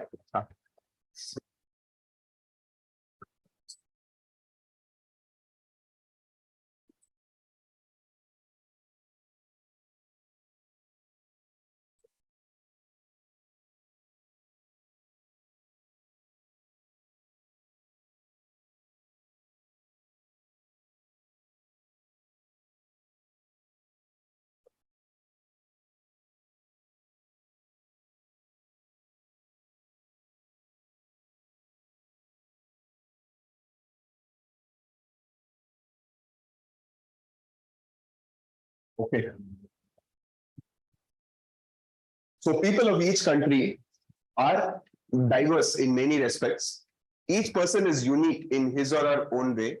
They can be distinguished by their age, okay, sex, and their place of residence. Okay, ನೀವು ವಯಸ್ಸಾಗಿದ್ದವರು, ನಾವೆಲ್ಲ ವಯಸ್ಸಾಗಿದ್ದವರು, ನೀವು ಚಿಕ್ಕವರು, ಆಮೇಲೆ ನಿಮ್ಗಿಂತ ಇನ್ನೂ ಚಿಕ್ಕವರು ಇರ್ತಾರೆ, ನಮ್ಗಿಂತ ಇನ್ನೂ ದೊಡ್ಡವರು ಇರ್ತಾರೆ. So that is age, okay. And sex, whether you're male, female, ivaga there are a lot more. Lesbian, bisexual, gay, transgender, queer, intersex, asexual, plus, okay. So with where you belong to, and forgive me if I have not mentioned anything, but yeah, a lot of sex. You know that everything is identified legal in India, right? Okay. There was decriminalization of section 377 in the Navteej Singh Johar case, wherein we started identifying all of the sexes. Okay. What is the difference between sex and gender?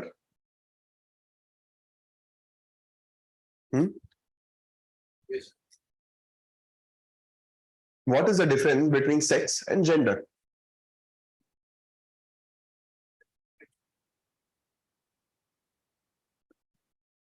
ಸ್ವಲ್ಪ ಜೋರಾಗಿ ಹೇಳಿ. ಹೇಳಿ.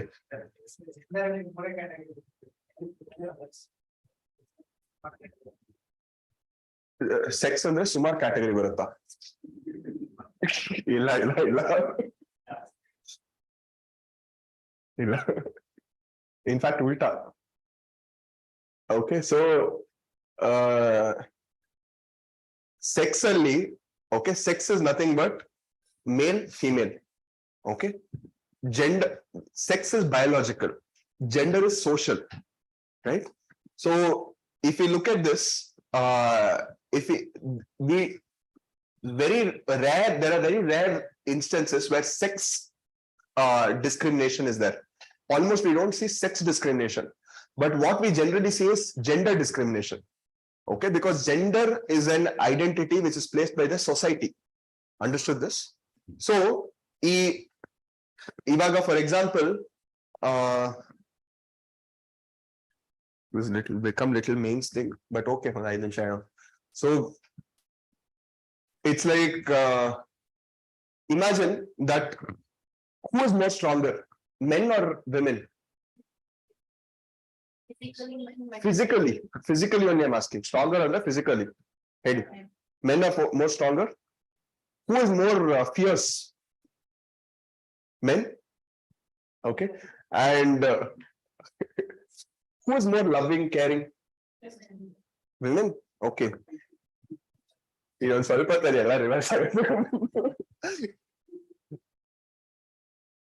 Okay. And if we look at this, okay, it is our identity that we have, it is our society which has made us believe all of these particular notions, that men are supposed to be a particular way, women are supposed to be a particular way.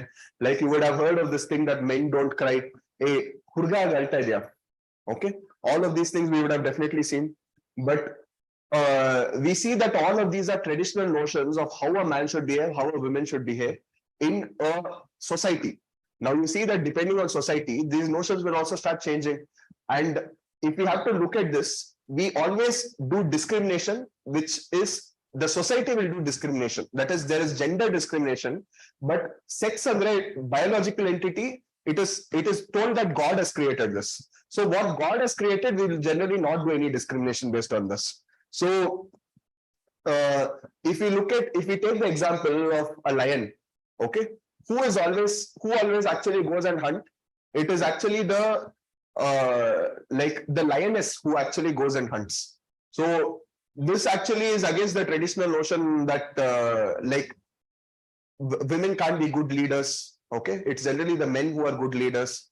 Women can't take up responsibilities. It is the lioness who goes and does this. So it is nothing like this. It's the society which has made it like this. And the same way, if I have to give a counter argument, like if we see that women are generally loving, caring, nothing like that. It is actually the like pythons, if you look at it, or cats, like as soon as the delivery happens, if you don't give it milk or if you don't give it something to eat, many times what happens, the snake or the cat, it will go and eat its own like litter only, right? So you see that generally it is not like that, that women are supposed to be loving, compassionate, caring. They cannot be good leaders. They cannot be a team player. They cannot be strong. If you just look at Geeta Phogat, Babita Phogat, right? So, or you can look at Mary Kom. All of these are extremely strong women. If for example, you and Mary Kom go and fight, who will win? Obviously Mary Kom, no? Okay. The same way, you cannot do gender stereotyping that women are strong, men are strong. It's about the personal individual who can be strong, who can be weak, right? So it is all the discrimination which the society has placed. It's all gender discrimination generally. So yeah, so sex, I saw this word. So next is place of residence. Okay, so place of residence depending on where you are from. So generally, North Indians, they call all of us, whether you're from Tamil Nadu or Kerala or Karnataka or Andhra Pradesh, they call all of us Madrasis. Okay, and we will call all of them chapatis. So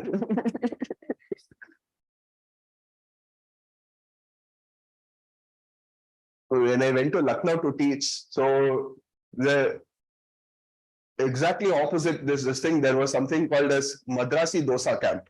I was like, Madrasi now. That too opposite to an IAS coaching institute, Madrasi and Takira. Okay, so that is basically from where you identify, right? This was just on a lighter note, but basically a place of residence will also determine what kind of composition or you come from, right? So now when we talk about this actual chapter, sex composition, the number of women and men in the country is an important demographic characteristic.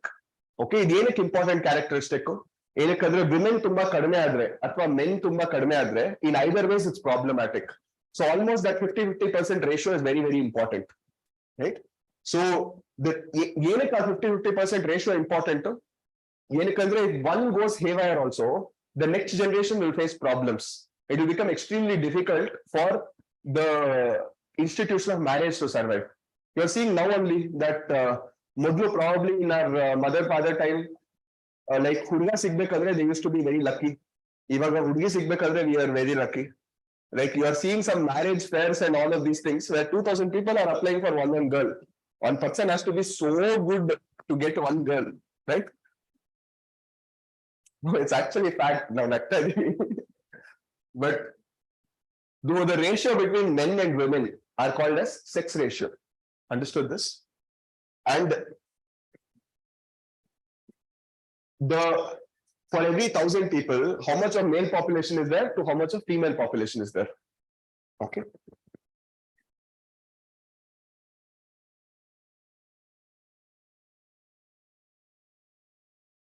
So the regions where gender discrimination, the sex ratio is bound to be unfavorable to women. First of all, ಏನಕ್ಕೆ ಈ ತರ ಒಂದು demographic ಈ ತರ ಒಂದು trend change ಆಗಿದೆ, that ಇವಾಗ ಹುಡುಗಿ ಸಿಕ್ಕಿದ್ರೇನೆ they are very lucky. Like 30-40 years back, dowry was very, very rampant. Ivaga, you see that dowry still, of course, it's there, but it's come down to a very big extent. Why do you think that is the case? Nothing but demand and supply. Okay. ಮೊದಲು ಹುಡುಗಿರ್ ಜಾಸ್ತಿ ಇದ್ರು, ಇವಾಗ ಹುಡುಗರು ಜಾಸ್ತಿ ಇದ್ದಾರೆ. So whoever is kadme will have more demand. Simple logic, right? Now, unfavorable to women andre, usually you see female feticide, female infanticide, domestic violence. Okay, all of this against women would be prevalent. Okay, so one of the reasons could be lower socioeconomic status of women in these areas. You must remember that women in the population does not mean that more women in the population does not mean that they have better status. It could mean that the men have migrated to other areas for employment. Okay, this is a very, very important line. Even most of the villages are facing the same problem. Okay, in villages, there are more women than men. Why is that particular notion ಅಂದ್ರೆ ಮದ್ವೆ ಆಗ್ತಾರೆ ಅದಾದ್ಮೇಲೆ they will tell that ನಾನು ಕೆಲಸ ಹುಡ್ಕೊಂಡು ಅವಾಗ ಬರ್ತಾ ಇರ್ತೀನಿ ಅಂತ ಹೇಳ್ಬಿಟ್ಟು they will come to the city. The women will stay back and she will take care of the agriculture. The men will come to the city and they'll keep working. Okay, ಈ ನಡುವೆ ಇಂಡಿಯಾಲಿ ತುಂಬಾ ಜಾಸ್ತಿ ಈ particular trend ಇದೆ. Understood this? So this particular trend that women are staying back in the village and men are moving to the city, this is called as feminization of agriculture. Understood this? Feminization of agriculture andre women are staying back in the villages, men are moving to the cities. Okay, this is a main question, very, very important. This word feminization of agriculture. Allelladu barkolli yaars paragraph hatra.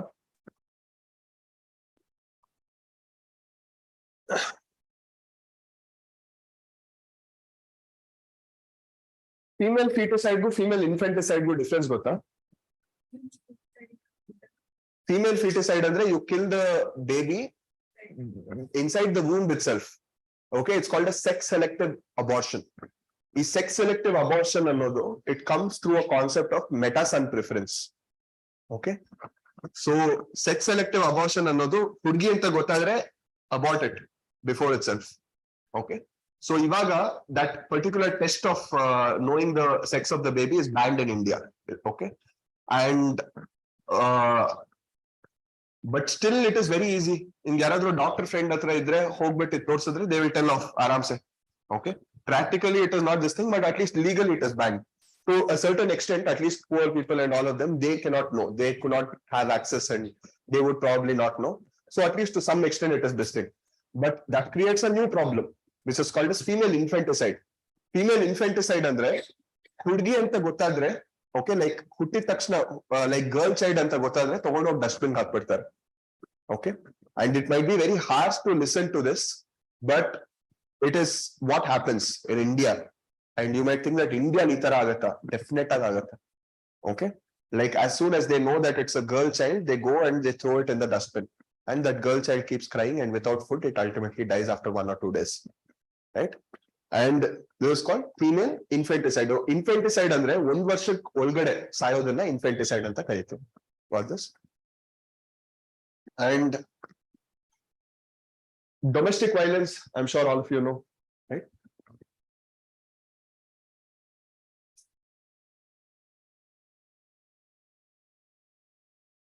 So natural advantage versus social disadvantage. Okay, females have a biological advantage over males as they tend to be more resilient than males.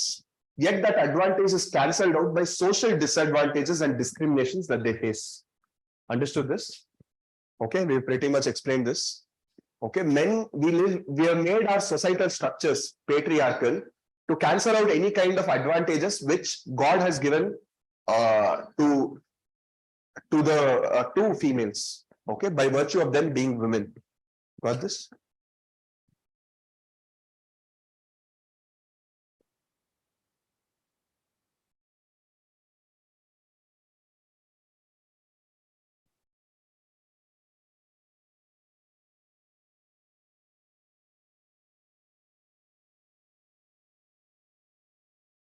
Next, declining population. So declining population, we see that certain countries, they have a declining population. Declining population andre ಎಷ್ಟು ಜನ ಹುಟ್ತಾ ಇದಾರೋ, okay, like it has a narrow base and the tapered top showing low birth and death rates. So ಎಲ್ಲಿ low birth rate, ಎಲ್ಲಿ low death rate ಇರುತ್ತೋ that shows a tapering population. Understood this? ಅಂದ್ರೆ ಕಡಿಮೆ ಜನ ಹುಟ್ತಾ ಇದ್ದಾರೆ, okay, and ಕಡಿಮೆ ಜನ ಸಾಯ್ತಾ ಇದ್ದಾರೆ. ಇವಾಗ generally Japan is in this particular stage where because of more and more awareness, okay, contraceptive measures, they use all the contraceptive measures like let's say condoms and everything, whatever contraceptive measures is there, they use all of that. And because of this, population has generally become very less in Japan. Birth rate, and the general huttode, like it's become very less. And very low death rate. Their healthcare has improved to such an extent that yen disease bandrunu baduksta idare. Okay, so because of this, like you see that kadme jana saayta idare. Understood? But ಇದರಿಂದ ageing population ಜಾಸ್ತಿ ಅಂದ್ರೆ 75, 80, 85 ಅಲ್ಲಿವರೆಗೂ ಬದುಕ್ತಾ ಇದ್ದಾರೆ Japan ಅಲ್ಲಿ. Understood this everybody?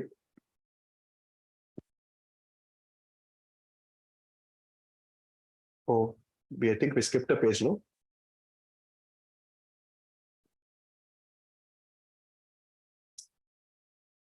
ಅದೇ ಅನ್ಕೊಂಡೆ Japan ನೆನಪು ಬಂದ್ಬಿಟ್ಟು.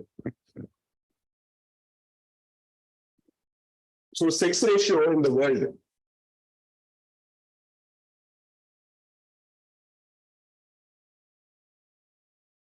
There are 85 males to 100 males. Where? In Latvia. Latvia is part of Scandinavian countries. Okay. Hage, in contrast, if you see Qatar, there are 311 males for every 100 females. Okay. Like it is very, very, very, very high. 311 jana,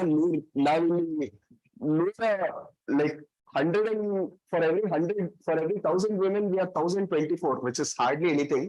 Okay, andre 100 janak 102 men idare. For that only we are facing so much problem. Imagine if you were born in Qatar, what bad luck you would have faced. So in the world pattern of sex ratio, it exhibits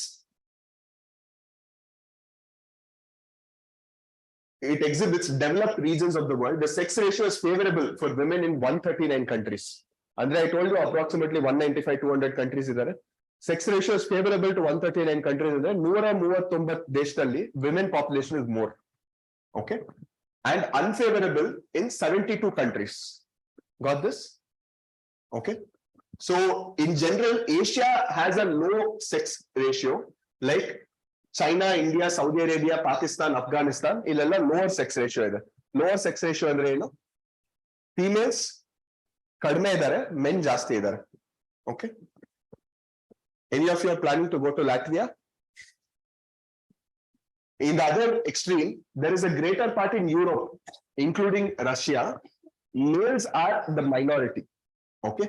Deficit of male in the population of many European countries is attributed to better status of women and excessively male-dominated out-migration to different parts of the world in the past. Okay. So generally you see that yelli yatara jana idare, like how many males el jaasti idare, female el jaasti idare. Generally where we stay in South Asia, East Asia illella males jaasti. Europe illella female jaasti. Understood the basic this thing? Next, when you look at age structure, okay, illi age sex pyramid anta on barutte. Age sex pyramid andre, we have already discussed this. I don't know if you remember. Okay, nothing but this is the sex, nothing but illi male or female. Okay, this is the age 0 to 4 years, 5 to 9 years, 10 to 14 years, atara until 100 years. Okay, so if you look at this, there is only age on the graph only, andre y axis only. They are showing the age. X-axis only, they are showing the sex. Understood this? So it refers to the number of males and females in different age groups. A population pyramid is used to show the age-sex structure of the population. The shape of the population pyramid reflects the characteristics of the population and the percentage of women in each age group. More particular, you have 3 graphs ತೋರಿಸ್ತಾರೆ. ಒಂದು expanding population is expanding population andre like that of Nigeria. So in Nigeria you can see that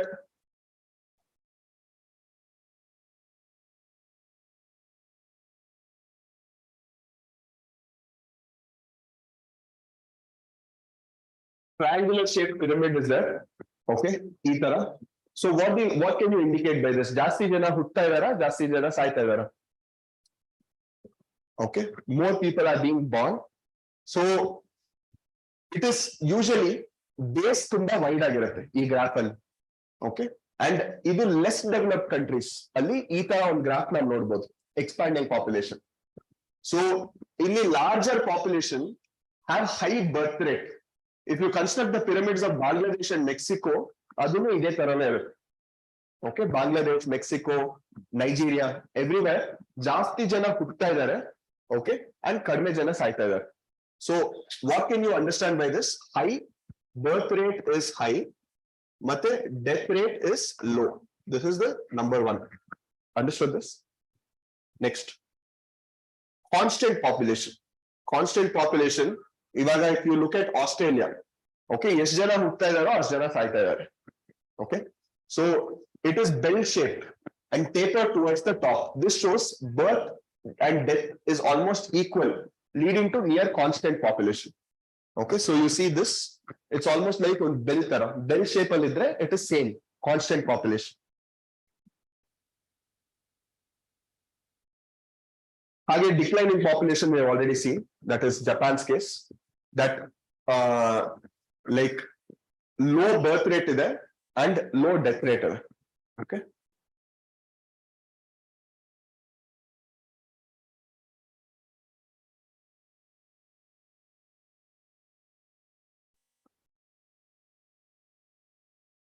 is aging population a good thing? No, it's not a good thing. Okay? Because population aging will mean that older population will become proportionally larger. So in most of the developed countries, you will see that the population bandu age aagta ide. Scandinavian countries, Norway, Sweden, Finland, illellanu, even Japan also, ಜಾಸ್ತಿ ಜನ old people ಜಾಸ್ತಿ ಜನ ಆಗ್ತಾ ಇದ್ದಾರೆ. But ನೀವಿಲ್ಲಿ ಎರಡ್ ತರ ನೀವು ನೋಡ್ಬೇಕು. ಒಂದು ಜಪಾನ್ ಅಲ್ಲಿ ಅಫ್ಕೋರ್ಸ್ ಲೈಕ್ ಒಂದು 10 ಕೋಟಿ ಜನ ಇದ್ರೆ ಲೈಕ್ ಆಲ್ಮೋಸ್ಟ್ 4-5 ಕೋಟಿ ಜನ like they are above 50-60. This is very very high, right? India ಎಷ್ಟು ಜನ ಇದ್ದಾರೆ? How much of percentage of our population is old? Do we have a lot of population which is old? ಎಷ್ಟು percent ಇರ್ಬೋದು old people above 60? Senior citizens ಎಷ್ಟು ಜನ ಇರ್ಬೋದು? Take a guess. 20, 30? ಅಷ್ಟೊಂದೆಲ್ಲ ಇಲ್ಲ. Like ನಾವೆಲ್ಲರೂ Young ಆಗಿದ್ದೀವಲ್ಲ. 12? Okay, very very close. About 11-12%, like whatever she told, 10% approximate ಅಂತ ಇಟ್ಕೊಳ್ಳಿ. Okay, so India 10% is actually very less, but still it's a bigger problem than Japan, which many people will not understand. Because Japan ಅಲ್ಲಿ ಇರೋದೇ 20 ಕೋಟಿ ಜನ ಅಲ್ಲಿ 40%, 50% ಅಂದ್ರೆ 5 ಕೋಟಿ ಜನ maximum who are old people. But ನಮ್ಮಲ್ಲಿ ಇವನ್ 10% ಅಂದ್ರೂ ಅದು 14 ಕೋಟಿ ಜನ. Understood this? So that creates an all new problem, that 14 ಕೋಟಿ ಜನ who are old depending population, right? So what will you do? Like little bit means we'll discuss. What will you do? Old age population. Okay, first I'll ask you one question. Okay, let's see how much analytical skills you will show. Old age population ge ಏನೇನ್ problems ಇದೆ? First question. Second question, ಅದಕ್ಕೆ counter ಮಾಡಕ್ಕೆ ಏನೇನ್ measures ತಗೊಂಡ್ಬರ್ಬೋದು Indian?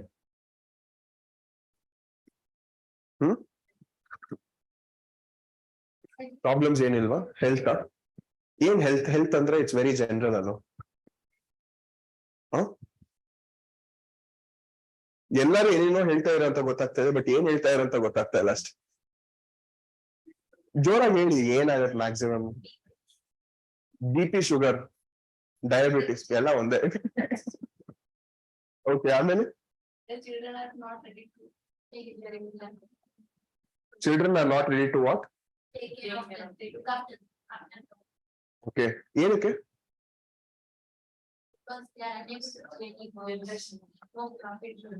Lack of values. Lack of values. They are unable to. Everything is correct. ಆಮೇಲೆ ಬೇರೆ?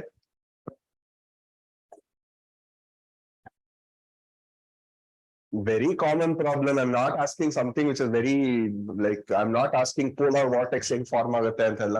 I am just asking old age ಅವ್ರಿಗೆ ಏನ್ problems ಇರುತ್ತೆ ಅಂತ ಅಷ್ಟೇ. ಕೆಲಸ ಇರಲ್ಲ, ಮನೇಲಿ ಬೋರ್ ಆಗುತ್ತೆ, ಪಬ್ಜಿ ಆಡಕ್ಕಾಗಲ್ಲ. ಆಮೇಲೆ ಆಮೇಲೆ ಪೆನ್ಷನ್ ಬರುತ್ತಾ ಎಲ್ಲಾರ್ಗು? ಸೊ ಇನ್ಶೂರೆನ್ಸ್ ಇರುತ್ತಾ ಎಲ್ಲಾರ್ಗು? ಓಕೆ, ಅವ್ರು ಮಾಡಿಸಿದ್ರೆ ಇರುತ್ತೆ, ಬಟ್ ಇರಲ್ಲ ಅಲ್ವಾ most of the times. Okay, almost you see that ಇಂಡಿಯಾಲಿ 20% of the people don't have 80% of the people don't have any social security net at all. Social security net ಅಂದ್ರೆ insurance ಆಗ್ಲಿ pension ಆಗ್ಲಿ ಏನು ಇರಲ್ಲ. So completely they're dependent on their they're dependent on their children, right? And apart from this, like you see that they suffer from a lot of diseases. Like of course diabetes has become very common, heart related problems, and even if you look into it, there are very common problems in old age. What comes? Alzheimer's, dementia. Okay, adre normal ag mariyo anta kaile. So this is a progressive disorder. Progressive disorder andre adನ್ನ cure ಮಾಡಕ್ಕಾಗಲ್ಲ, right? And it goes on increasing. Many people are left in old age homes. Okay, and apart from this, we see that there is also economic this thing. And generally, if you see in an old mother and an old father, who will be more discriminated? Old mother. Why?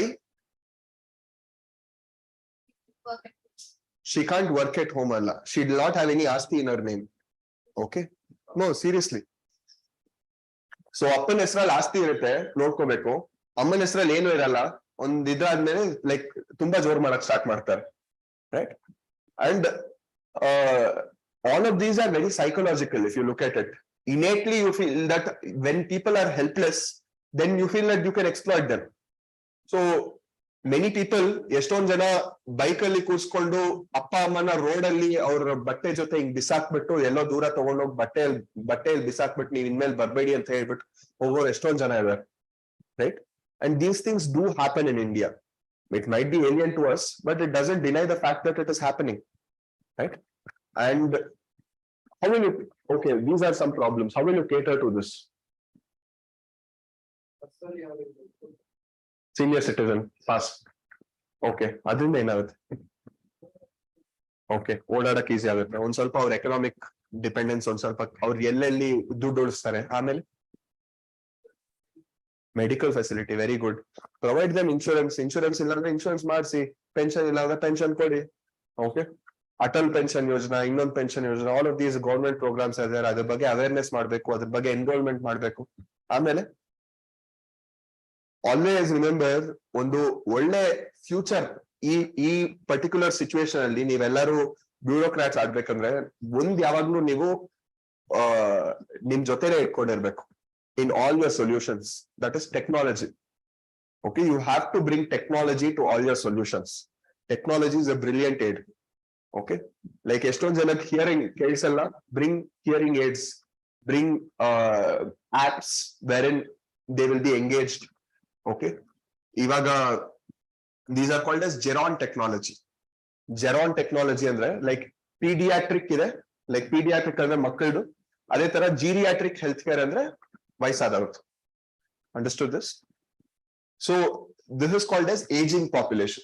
Okay, it's actually very big topic. I've just given you a small glimpse. Okay, the mains ಅಲ್ಲಿ ಇದೆಲ್ಲ ಇನ್ನೂ ಜಾಸ್ತಿ ಓದ್ತೀರ. Next is rural urban composition. Okay, I'll quickly finish this off.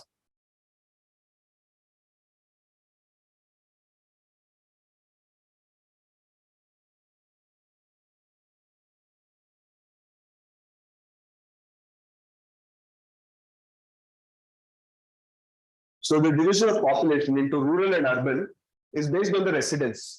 The division is necessary because rural and urban lifestyles differ from each other in terms of their life and social condition, the age, sex, occupational structure, the density of population, and the level of development, which varies between rural and urban areas. Okay. The criteria for differentiating your rural population and your urban population anta, it varies from country to country. One deshadinda innond deshake change agutte, yaar rural, yaar urban anta. Okay, in terms of rural areas, those people who are engaged with primary activities, and urban areas, those who are engaged in non-primary activities. Andre yaar agricultural engage agirtaro avrella rural anta, ಯಾರು agricultural engage ಆಗಿಲ್ವೋ ಅದೆಲ್ಲ urban ಅಂತ. But this strictly does not hold true. Like ಇವಾಗ ನಾನು village ಹೋಗಿ I can buy one land and I can start doing some kind of farming on farmhouse ಕಟ್ಟಿ. In that case I will also be considered as rural, which is not necessarily true. But still ಈ ತರನೇ ನಾವು categorise ಮಾಡೋದು. Primary sector ಅಲ್ಲಿ engage ಆಗಿರೋರೆಲ್ಲ rural, ಮಿಕ್ಕಿದವರೆಲ್ಲ urban ಅಂತ. Understood this?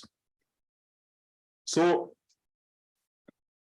rural urban sex composition of selected countries, the differences in sex ratio in Canada and West European countries like Finland is the opposite of African and Asian countries like Zimbabwe and Nepal respectively. Okay, in Western countries males outnumber female in rural areas and female outnumber male in urban areas. Understood this? In countries like Nepal, Pakistan and India the case is reverse. Illi ಯಾರು ಜಾಸ್ತಿ ಜನ ಇರ್ತಾರೆ rural ಅಲ್ಲಿ, female ಮೇಲ? Female. Okay, so the excess females of urban areas in USA, Canada and Europe is a result of influx of females from rural areas to avail vast job opportunities.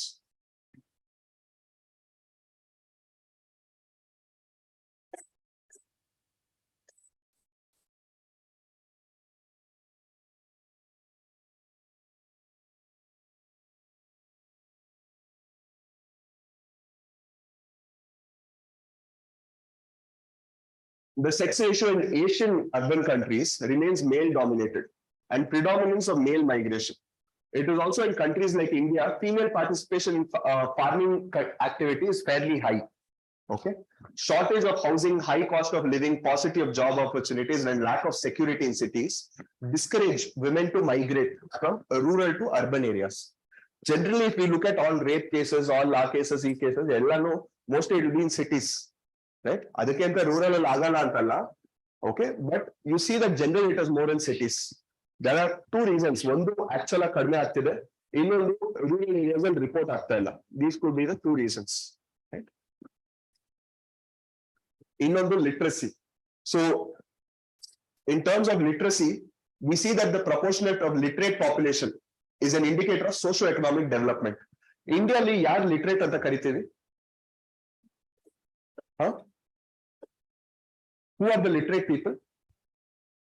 Who can read and write? Illa. You know, in India, a person who can sign your name and write next to that pages and if you write, that is only literate. Okay? Nim hesru nim bariyak bandu nim sign madidre you are a literate. Understood? Okay?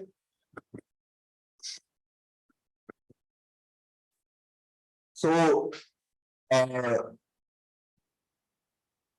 it's a socio-economic development as it reveals the stand.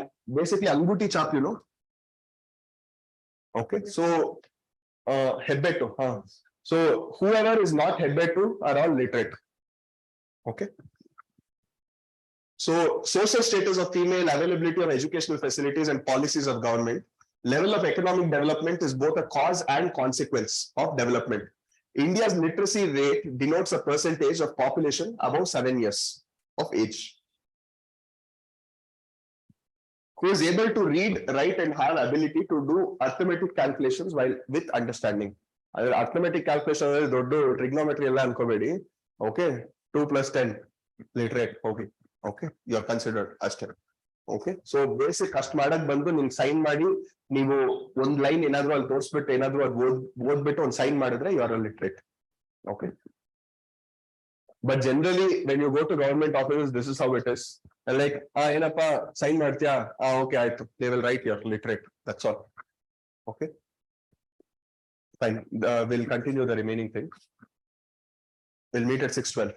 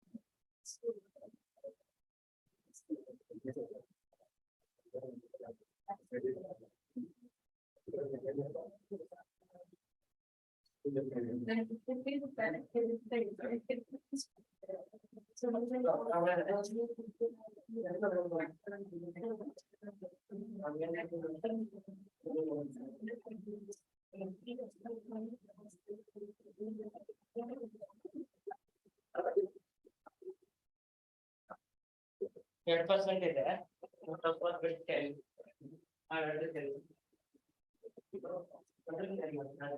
ಅಲ್ಲಿ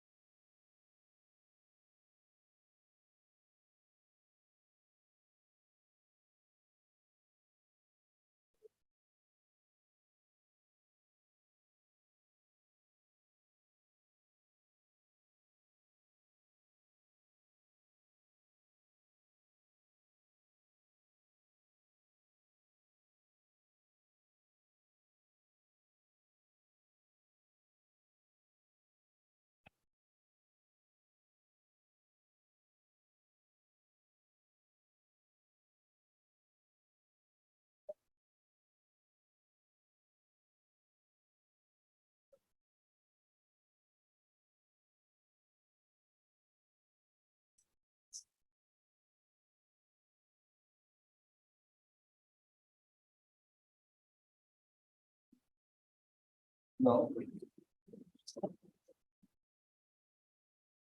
break ಕೊಟ್ಟಿದ್ದೆ ನಾನು.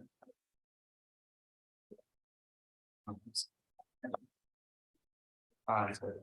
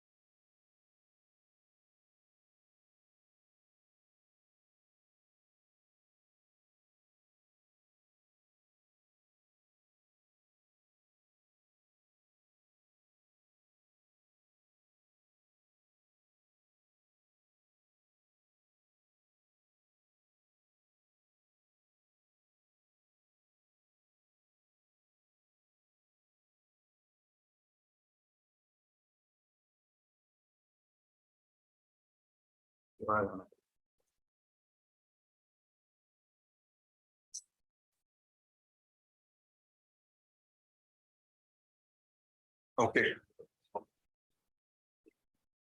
So the working population, they take care of the agriculture, the forestry, the industries, the services, and communication and all. Basically, ella kelsano they will be taking care. And agriculture, forestry, mining, these are all classified as primary.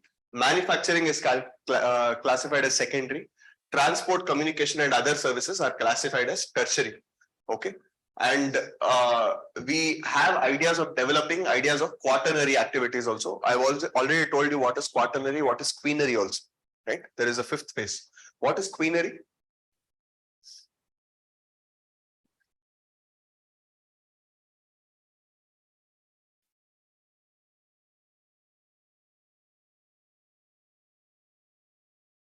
This at least you should remember if you don't remember anything else. Yeah, bureaucrats, politicians, I told you that they belong to golden collar, right? And all of this is because the developed country with industries and infrastructure can accommodate more works in secondary, tertiary, and quaternary sector. If the economy is still in its primitive stage, like African countries, mostly it will be dominated with just primary sector. Okay. Then the proportion of people engaged in primary activities would be very high, and thereby extraction of natural resources would also be centered around this particular phase itself. Okay, let's move to the next chapter.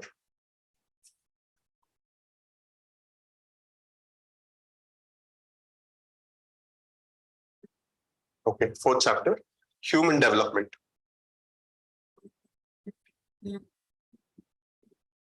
So there are two particular phases when we talk about human development. One is called as growth, one more is called as development. So growth andre like Indian economy can exhibit growth, but adar artha development agide anta artha alla. Like right now we tell that we are the fifth largest economy in the world, okay, in terms of GDP, but that does not mean that we are developed. Okay, so both of them are different. On deshdaliro duddu jasti adre, that is called as growth, but alliro socio-economic indicators jasti adre, only then it is called as development. Andre al healthcare, education, matte standard of living idella jasti agtidya, janak jasti agtidya, only then we call that there has been development there. Otherwise it's just growth. Andre dud jasti agide. If Ambani makes a new deal wherein he gets like $50 billion, India's GDP will skyrocket. But adar artha ellargu ದುಡ್ಡು ಬಂದು ಸೇರಿದೆ ಅಂತಲ್ಲ. Understood this? Okay. So in growth and development, that is what they try to discuss. That growth and development, both of them is a common factor ಏನಂದ್ರೆ that they refer to changes over period of time. But the difference is that quantitative and value neutral. Okay. So quantitative andre one is quantitative, one is qualitative. Quantitative andre ಏನು, quantity ಜಾಸ್ತಿ ಆಗಿದೆ ಅಂದ್ರೆ 3 trillion ಇಂದ ಇವಾಗ 3.8 trillion ಆಗಿದೆ, that is quantity. Quality ಅಂದ್ರೆ ಆ 3.8 trillion ಅಲ್ಲಿ ಎಷ್ಟು ಜನಕ್ಕೆ poor people actually help ಆಗಿದೆ, that is quality. Understood? So which is quantitative, which is qualitative? Growth is quantitative and development is qualitative. Okay. ಇದಾದ್ಮೇಲೆ change can either be positive or negative. Positive andre increase ಆಗ್ತಿದೆ, negative andre decrease ಆಗ್ತಿದೆ. Okay. Development means it's a qualitative change, which means value positive.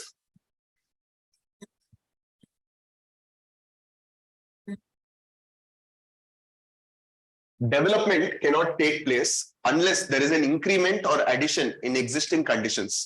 Development occurs when positive growth takes place. Okay, yet positive growth not always leads to development. Development can occur when there is a positive change in quality, right? Quality jasti adre matra we tell that development has happened. So for example, if a population of city grows from 1 lakh to 2 lakh over a period of time, we say that city jasti agide. But ಅಲ್ಲಿ basic services housing ಆಗಿರ್ಬೋದು ಅಥವಾ sanitation ಆಗಿರ್ಬೋದು ಅಥವಾ health care ಆಗಿರ್ಬೋದು ಅಥವಾ education ಆಗಿರ್ಬೋದು ಇದೆಲ್ಲ ಜಾಸ್ತಿ ಆದ್ರೆ ಮಾತ್ರ ಅಲ್ಲಿ ಸಿಟಿ ಡೆವಲಪ್ ಆಗಿದೆ ಅಂತ ಹೇಳ್ತೀವಿ. Okay, so this is the difference between city growth and city development. So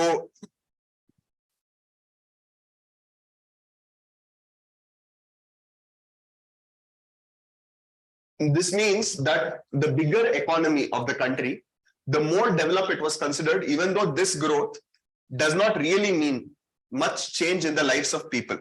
Okay, so same thing only they will go on explaining. Two South Asian economists, Mehboob ul Haq and Amartya Sen, are important in this particular regard. You know who is Amartya Sen? He is a Nobel laureate. He is an economist. Okay. So the concept of human development was introduced by Dr. Mehboob ul Haq. He told that development enlarges people's choices and improves their lives. And people are central to all development under this concept.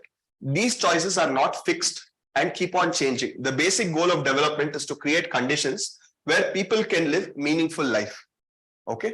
ಅಂದ್ರೆ ಮೆಹಬೂಬುಲ್ ಹಕ್ಕು ಮತ್ತೆ ಅಮರ್ತ್ಯ ಸೇನ್ ಎರಡು ಒಂದೇ ಹೇಳ್ತಾರೆ. It's like continuation of the same thing. ಇಬ್ರು development ಬಗ್ಗೆನೇ ಮಾತಾಡೋದು. They tell that development ಯಾವಾಗ Mahbubul Haq is the person who coins this term development, ಅಂದ್ರೆ ಹ್ಯೂಮನ್ ಡೆವಲಪ್ಮೆಂಟ್ ಆಗ್ತಿದೆ ಅಂತ.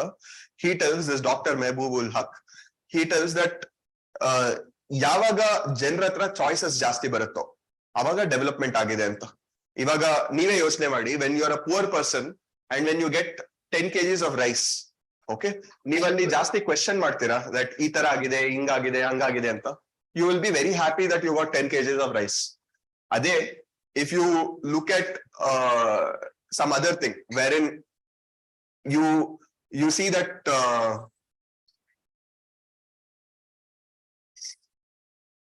okay, so if you have an option that 10 kg rice illa andre I can get ragi, illa andre I can get wheat, that means that more choices will lead to more development. ನಿಮ್ಮ ಹತ್ರ ದುಡ್ಡು ಇದ್ರೆ you will automatically start this thing that okay, ನನ್ 10 kg rice ಬೇಡ, ನನಗೆ ದುಡ್ಡು ಕೊಟ್ಬಿಡಿ, ನಾನು ಹೋಗ್ಬಿಟ್ಟು ಬೇರೆ ಚೆನ್ನಾಗಿರೋ ಅಕ್ಕಿ ನಾರ್ಮಲ್ ಗ್ರೋಸರಿ ಶಾಪ್ ಇಂದ ತಗೊಂತೀನಿ. Okay, that could be a choice. So choice means development according to Mehboob ul Haq. But according to Amartya Sen, he furthers this and he gives something called as capability approach. Okay, it's not there here, but you can anyways know, it will come in mains. So capability approach andre it is not just placing two similar people in similar circumstance, but also your capability to come out of that particular circumstance. Idra artha enandre, like imagine that there are two people, okay, ಇಬ್ರು 14 ದಿನ ಏನು ತಿಂದಿಲ್ಲ, like they are not drunk water also, they have not eaten anything. ಒಬ್ಬರಿಗೆ it's like a famine like condition, drought like condition, ಏನೇನು ಸಿಗ್ತಾ ಇಲ್ಲ. ಇನ್ನೊಬ್ರಿಗೆ like he is on a hunger strike, you know that ಏನು ತಿಂದೆ ಏನೋ ಧರಣೆ ಮಾಡ್ತಾ ಇದ್ದಾರೆ. ಓಕೆ, ಇಬ್ರುನು 14 ದಿನ ಏನು ತಿಂದಿಲ್ಲ, but this person on a hunger strike, full ಜನ ಇದ್ದಾರೆ, ಒಬ್ರು ಮ್ಯಾಂಗೋ ಜ್ಯೂಸು, ಇನ್ನೊಬ್ರು ಬಿರಿಯಾನಿ, ಇನ್ನೊಬ್ರು ಇನ್ನೊಂದು ಇಟ್ಕೊಂಡು ರೆಡಿ ಆಗಿದ್ದಾರೆ. The minute he wants to break his hunger strike ಎಲ್ಲಾನು ಕೊಟ್ಟು ಇದ್ ಮಾಡಕ್ಕೆ. But this person was in a famine, ಅವನು 14 ದಿನ ಏನು ತಿಂದಿಲ್ಲ. But for this person there is, he does not have the option, ನನಗೆ ಬೇಕು ಅಂದ್ರೂ I cannot end my fast because ಇಲ್ಲಿ ತಿನ್ನಕ್ಕೆ ಏನು ಇಲ್ಲ. Understanding it? So he tells that development will happen when I have the capability to come out of my misery, come out of my poverty. Understood this? When I have the opportunities, when I have the choices. ಅದನ್ನೇ ಒಂದು ಸ್ವಲ್ಪ ಮುಂದೆ ತಗೊಂಡೋಗಿ ಅಮರ್ತ್ಯ ಸೇನ್ ಗೆ capability approach. Okay?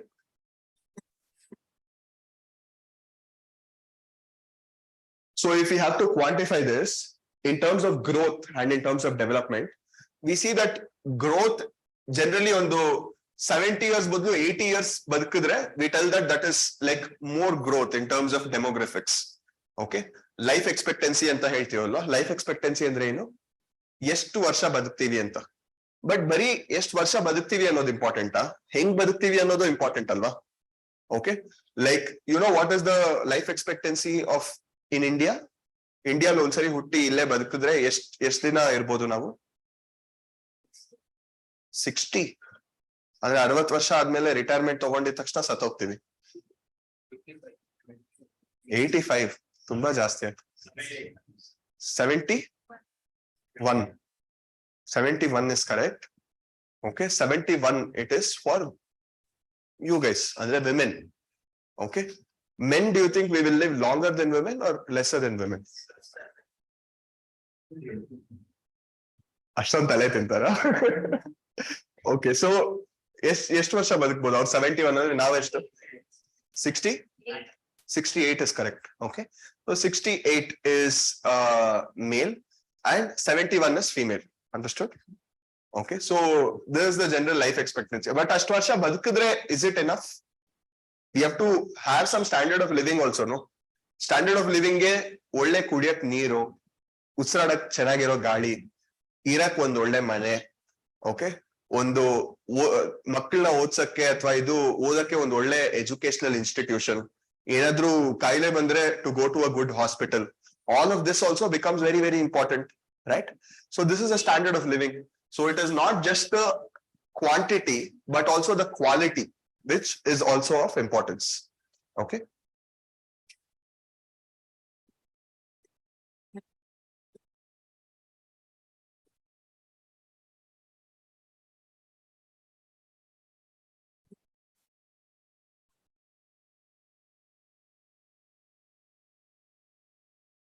So building people's capabilities. So here the same thing only they would have explained, but they wouldn't have used high words like capability approach antalla use madiralla. They would have just tried to subtly hint ಏನದು ಅಂತ. Okay. So but capability approach ಯಾರು ಕೊಡೋದು? Amartya Sen. Who is Amartya Sen? Indian economist who won Nobel Prize. Okay. And don't you think that when we talk about development, where we are born also plays a very big role, right? Like where we are born, whether we are born in a village, whether let's imagine that we are born in some remote, some Kalahandi province in Orissa, okay, like one backward district. Ali, like people will struggle to meet their ends meet. Ali next square meal gunu avರ ಹತ್ರ ದುಡ್ಡು ಇರಲ್ಲ. ಆ ತರ ಒಂದು time ಅಲ್ಲಿ imagine that you want to be an IAS officer. Like, do you think that it's an easy dream for that person who is born there to achieve? No. But imagine a person who is born in Delhi or Mumbai or Bangalore, okay, who has got very good English education, who has interacted with a lot of very successful people, who has lot of resources, okay.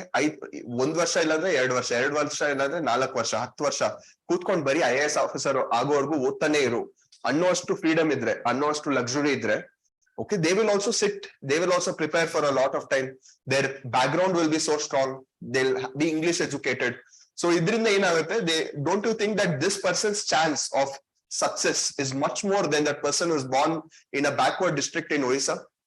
ಏನಕ್ಕಂದ್ರೆ ಒಂದು ವರ್ಷ maximum try ಮಾಡ್ಬಿಟ್ರು next ವರ್ಷ ಇಂದ that person should earn. ಏನಕ್ಕಂದ್ರೆ ಅವ್ರ family full it is dependent on his earnings, will not have the liberty, right? In such case ಬರೀ ಬದುಕಿದ್ರೆ ಮಾತ್ರ ಸಾಕಾಗಲ್ಲ, you should have choices. This is what I mean. Choice means the ability to pursue what you want, right? So this is development. Got this, everyone? The same thing only they would have explained in another way. For example, an uneducated child cannot make a choice of becoming a doctor because her choice is very limited to the lack of education. Similarly, very poor people cannot choose to take medical treatment for disease because her choice is limited by the lack of resources, right? Eston sari, we might have actually witnessed this, that Eston maneli, if the resources, if ದುಡ್ಡು ಜಾಸ್ತಿ ಇಲ್ದೇ ಇದ್ರೆ and all of these things, like generally ಒಂದು ಹುಷಾರಿಲ್ದೆ ಹೋಯ್ತು, ಏನು ಆಗಲ್ಲ, ಅದೇ ಸರಿ ಹೋಗುತ್ತೆ, ಬಾಡಿ ಎಲ್ಲ ಹಂಗೇನು ಇದ್ ಮಾಡ್ಕೊಂಡ್ಬಿಡುತ್ತೆ, ಎಲ್ಲ ಹಂಗೆ. ಬಟ್ ದ ರಿಚ್ ಪೀಪಲ್ ಒಂದ್ಸರಿ ಅಕ್ಷಿ ಅಂತ ಬಂದ್ರು, I think I am feeling lot of cold, I think I have to go to the hospital ಅಂತ. So because they don't really care, 1,000 ಆಗುತ್ತಾ ಹೋಗ್ಲಿ, ಓಕೆ, ಬಿಕಾಸ್ ಒಂದ್ ಕೋಟಿ ಇದೆ. So it doesn't matter. So resources ಜಾಸ್ತಿ ಆದಂಗೆ your choices will also increase, or else your choices will become very restrictive. This is the point which they're trying to make.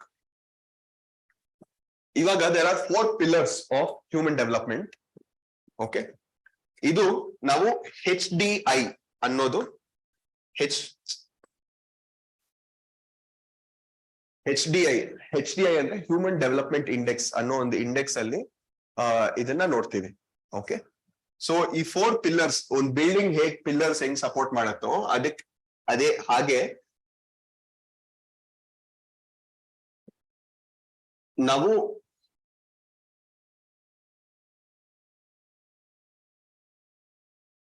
Irritating.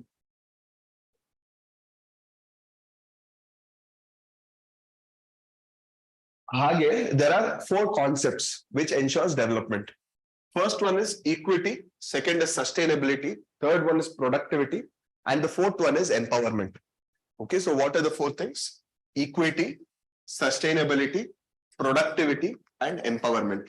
ಈ 4 ಇದ್ರೆ we tell that ಇಲ್ಲಿ development ಆಗ್ತಿದೆ ಅಂತ.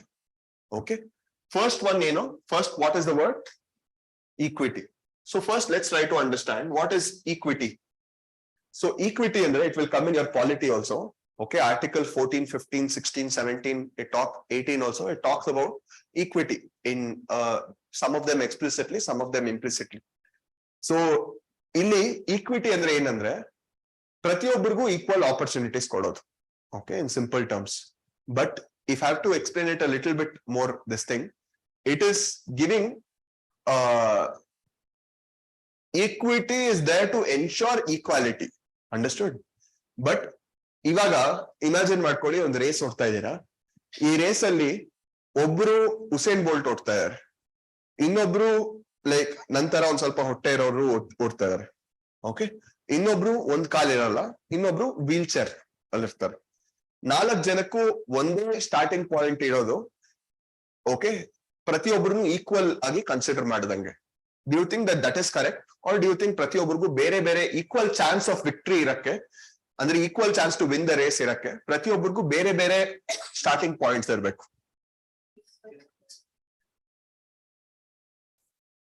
ಎಲ್ಲರಿಗೂ equal ಆಗಿರ್ಬೇಕಾ? ಅವಾಗ definitely you will see that Usain Bolt ಬಿಟ್ಟು ಮಿಕ್ಕಿದ ಮೂರ್ ಜನಕ್ಕೂ ಇನ್ಜಸ್ಟಿಸ್ ಆಗಿದೆ. ಬಿಕಾಸ್ ನಮ್ಮಿಂದ ಕಿತ್ಕೊಂಡ್ಬಿಟ್ಟಿದ್ದಾರೆ ಚಾನ್ಸ್ ಓಡಕ್ಕೆ. Because we are all disabled in our own way, right? Then every time only Usain Bolt will win. Okay, ಅವಾಗ ಅದು ಹೆಂಗ್ ಜಸ್ಟಿಸ್ ಆಗತ್ತೆ?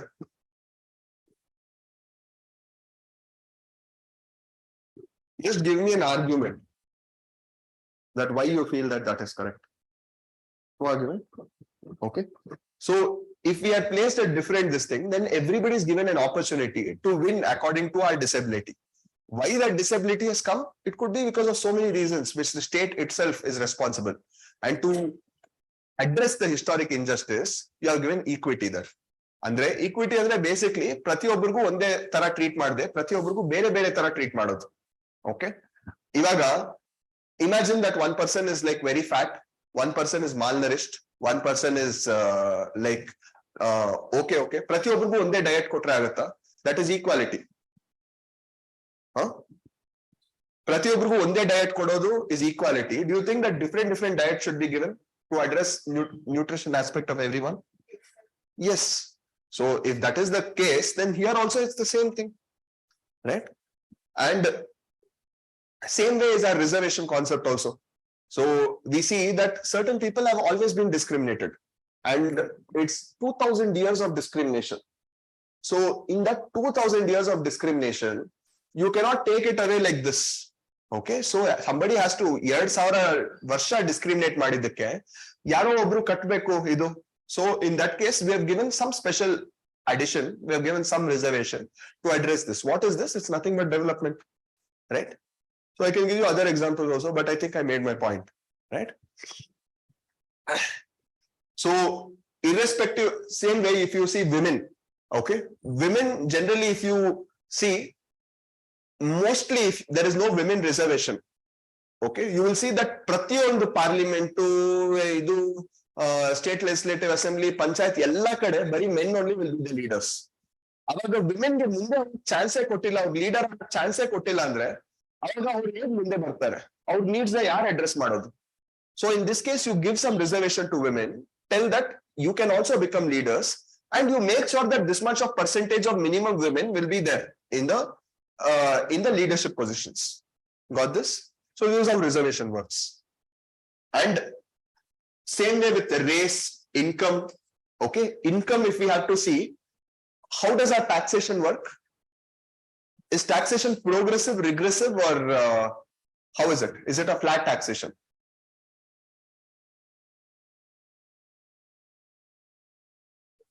Progressive, right? Progressive ಅಂದ್ರೆ ಏನು? ಜಾಸ್ತಿ ದುಡ್ಡು ಸಂಪಾದಿಸೋರ ಹತ್ರ ಜಾಸ್ತಿ ಟ್ಯಾಕ್ಸ್ ತಗೊಂತೀವಿ, ಕಡಿಮೆ ದುಡ್ಡು ಸಂಪಾದಿಸೋರ ಹತ್ರ ಕಡಿಮೆ ಟ್ಯಾಕ್ಸ್ ತಗೊಂತೀವಿ. Understood? Why do you think that this is right? Yes. Okay, ಇಲ್ಲಿ ಎಸ್ ಅಂದ್ರೆ ಅಲ್ಲೂ ಎಸ್ ಇರಬೇಕು, right? Because if you believe that Ambani should be taxed more, and if you believe that like ಇದು a poor person should be taxed less, that means to say that ಅವರಿಂದ ದುಡ್ಡು ತಗೊಂಡು what will you will try to address ಇಲ್ಲಿ road ಕಟ್ಟೋದು, ಇಲ್ಲಿ water connection ಕೊಡೋದು, ಇಲ್ಲಿ gas ಕೊಡೋದು, all of these things, light ಕೊಡೋದು, all of these things will happen with the tax of which Ambani pays only, right? So there is nothing but addressing the equity quotient of it. Okay, so ಪ್ರತಿಯೊಂದು ಕಡೆ privileges ಇರೋದು, rights ಇರೋದು, ದುಡ್ಡು ಇರೋದು ಎಲ್ಲಾನು ತಗೊಂಡು ಯಾರ ಹತ್ರ ಇಲ್ವೋ ಅವ್ರ ಹತ್ರ ಕೊಡೋದು. ಅದ್ ಎಲ್ಲೆಲ್ಲ ಆಗುತ್ತೋ ಅಲ್ಲಿ ಡೆವಲಪ್ಮೆಂಟ್ ಆಗುತ್ತೆ. Okay, that is not what I am telling, that is what social sciences, that's what economics, everything tells, right? And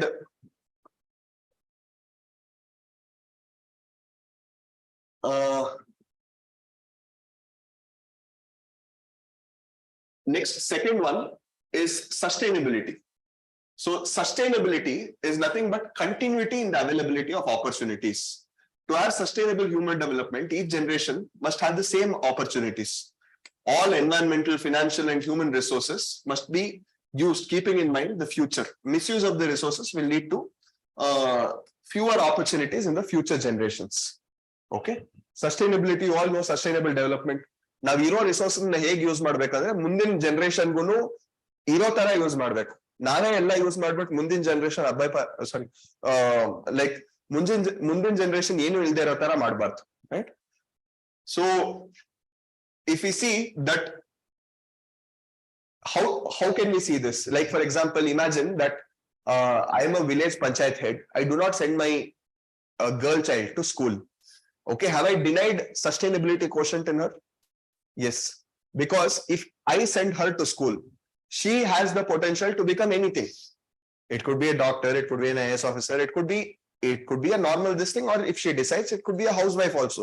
But basically, I've given her at least the opportunity, the choice that neen yen beko neen marko, right?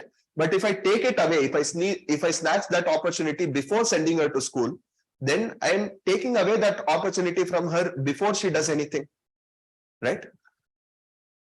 So it is sustainability is basically that e opportunities munduvaribeko. That's all. Okay. Third one is productivity.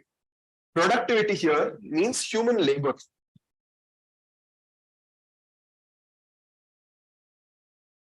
Okay. So productivity must be constantly enriched by building capacity. E one word tumba important. It's called as capacity building.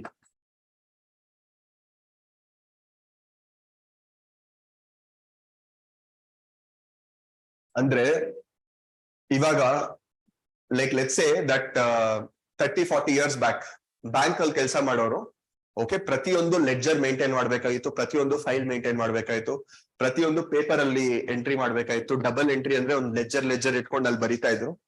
But ಅದಾದ್ಮೇಲೆ 1990s ಅಲ್ಲಿ computer ಬಂತು. ಈ computer ಬಂದು banks ಅಲ್ಲಿ ಇದ್ ಬಂದ್ಮೇಲೆ V see that ಅವಾಗ 8 hour ಅಲ್ಲಿ ಆಗ್ತಿದೆ, ಇವಾಗ ಅರ್ಧ hour ಅಲ್ಲಿ ಆಗ್ತಿದೆ. ಸೊ ಪ್ರೊಡಕ್ಟಿವಿಟಿ ಜಾಸ್ತಿ ಆಯ್ತಾ ಕಡಿಮೆ ಆಯ್ತಾ? ಜಾಸ್ತಿ ಆಯ್ತು. ಸೊ ಪ್ರೊಡಕ್ಟಿವಿಟಿ ಅಂದ್ರೆ ಬೇಸಿಕ್ಲಿ ಜಾಸ್ತಿ ಟೈಮ್ ಹಿಡಿಯೋದು, ಕಡಿಮೆ ಟೈಮ್ ಹಿಡಿಬೇಕು. ಇವಾಗ ಆರ್ಟಿಫಿಷಿಯಲ್ ಇಂಟೆಲಿಜೆನ್ಸ್ ಅದೆಲ್ಲ ಬಂದು like chat GPT or something, if you use, like if you just tell that ಇಲ್ಲಿರೋ compile all of this data ಅಂದ್ರೆ ಅರ್ಧ hour ಅಲ್ಲಿ ಆಗೋದು ಅರ್ಧ ನಿಮಿಷದಲ್ಲಿ ಆಗುತ್ತೆ, right? So again productivity is increased from that industrial revolution to the next industrial revolution. Computer ಬಂದಿದ್ದು third industrial revolution, ಇವಾಗ ಫೋರ್ತ್ ಇಂಡಸ್ಟ್ರಿಯಲ್ ರೆವಲ್ಯೂಷನ್. ಸೊ ಪ್ರತಿಯೊಂದು ಹಂತದಲ್ಲೂ ಪ್ರೊಡಕ್ಟಿವಿಟಿ ಜಾಸ್ತಿ ಆಗ್ತಾ ಹ್ಯೂಮನ್ ಡೆವಲಪ್ಮೆಂಟ್ ಜಾಸ್ತಿ ಆಗುತ್ತೆ. Is this clear? Next is empowerment. Empowerment ಅಂದ್ರೆ ಏನು ಇಲ್ಲ, ನಿಮ್ಗೆ ಪವರ್ಫುಲ್ ಆಗಿ ಫೀಲ್ ಆಗ್ಬೇಕು. Okay, so power to make choices is empowerment ಅಷ್ಟೇ. Okay, what is empowerment? Empowerment is nothing but power to make choices. Okay, so ಈ power ಹೇಗ್ ಬರುತ್ತೆ ಅಂದ್ರೆ ನಿಮ್ ಫ್ರೀಡಮ್ ಜಾಸ್ತಿ ಮಾಡ್ತಾ ನಿಮ್ ಕೇಪಬಿಲಿಟಿ ಜಾಸ್ತಿ ಮಾಡ್ತಾ ಅಂದ್ರೆ ನಿಮ್ಗೆ ಏನ್ ಬೇಕೋ ಮಾಡು ಅಂತ ಹೇಳೋದು, ಮತ್ತೆ ನಿಮ್ ಕರೆಕ್ಟ್ ಆಗಿ ನಿಮ್ ಪೊಟೆನ್ಶಿಯಲ್ ನ ಆಕ್ಚುಲೈಸ್ ಮಾಡುವಂತ ಒಂದು ಅಟ್ಮಾಸ್ಫಿಯರ್ ನಿಮ್ಗೆ ಕೊಟ್ಟು ನಿಮ್ ಸ್ಕಿಲ್ಸ್ ನ ಬೆಳೆಸೋದು. ಈ ಎರಡು ಮಾಡಿದ್ರೆ ನೀವ್ ಎಂಪವರ್ ಆಗ್ತೀರಾ. ಅಂಡರ್ಸ್ಟುಡ್? ಸೊ ಒಂದು ನೀವ್ ಏನ್ ಬೇಕೋ ಮಾಡಿ ಅಂತ ಹೇಳೋದು, ಇನ್ನೊಂದು ನೀವ್ ಏನ್ ಮಾಡ್ತಿದ್ದೀರೋ ಅದ್ರಲ್ಲಿ ಪ್ರತಿಯೊಂದರ ನಿಮ್ಗೆ ಹೆಲ್ಪ್ ಮಾಡೋದು. ಎರಡೂನು ಅಲ್ಟಿಮೇಟ್ಲಿ ಈ ಎರಡೂನು ಇರ್ಬೇಕು ಎಂಪವರ್ ಆಗಕ್ಕೆ. Is this clear?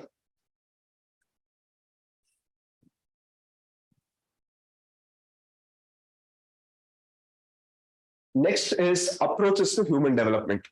In approaches to human development, we see that there are mainly 4 approaches. ಒಂದು income approach, ಇನ್ನೊಂದು welfare approach, ಇನ್ನೊಂದು minimum needs approach, ಇನ್ನೊಂದು capabilities approach. Okay, these are the 4 approaches to human development. So ಈ 4 approach ಇಂದ ನಾವು human development ನ measure ಮಾಡ್ತೀವಿ. ಅಂದ್ರೆ ಜನರಲಿ ಡೆವಲಪ್ಮೆಂಟ್ ಆಗಿದೆಯಾ ಇಲ್ವಾ ಅಂತ ಮೆಜರ್ ಮಾಡ್ತೀವಿ. First is, so like I was telling you, human development index ಅಂತ ಒಂದು ಇಂಡೆಕ್ಸ್ ಇದೆ. This is given by UNDP, United Nations Develop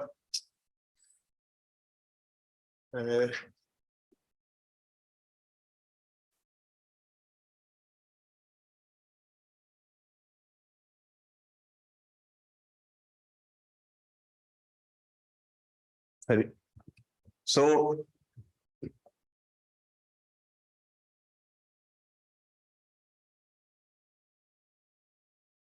okay, anyways, so ಈ ರ್ಯಾಂಕಿಂಗ್ ಅಲ್ಲಿ ಕೆಲವೊಂದು ಸ್ಕೋರ್ ಕೊಡ್ತಾರೆ, ಲೈಕ್ 0 to 1 ಅಲ್ಲಿ ಇರುತ್ತೆ. So usually all the countries will have it in decimal values. So 0.6, 0.7, 0.8 ಈ ತರ. Okay, so wherever indicator is chosen to assess health and life expectancy at birth, a high life expectancy means that people will have a greater chance of living longer and healthier life.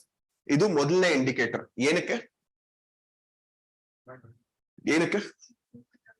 Human development index ಅಲ್ಲಿ first indicator is what? Human life expectancy. Got this? Second one is, okay, first let me just explain it of this way. See,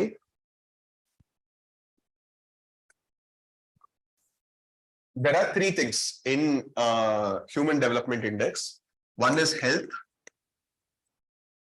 ಇನ್ನೊಂದು education, ಇನ್ನೊಂದು standard of living.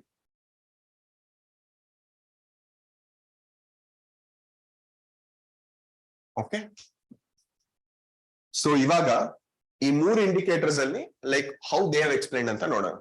Okay, so first thing, what did we see? Life expectancy at birth. Then second one is adult literacy and the gross enrollment ratio with access to knowledge. So ಈ education ಅಲ್ಲಿ there are 2 things. ಒಂದು adult literacy rate, ಇನ್ನೊಂದು gross enrollment ratio. Okay, and after this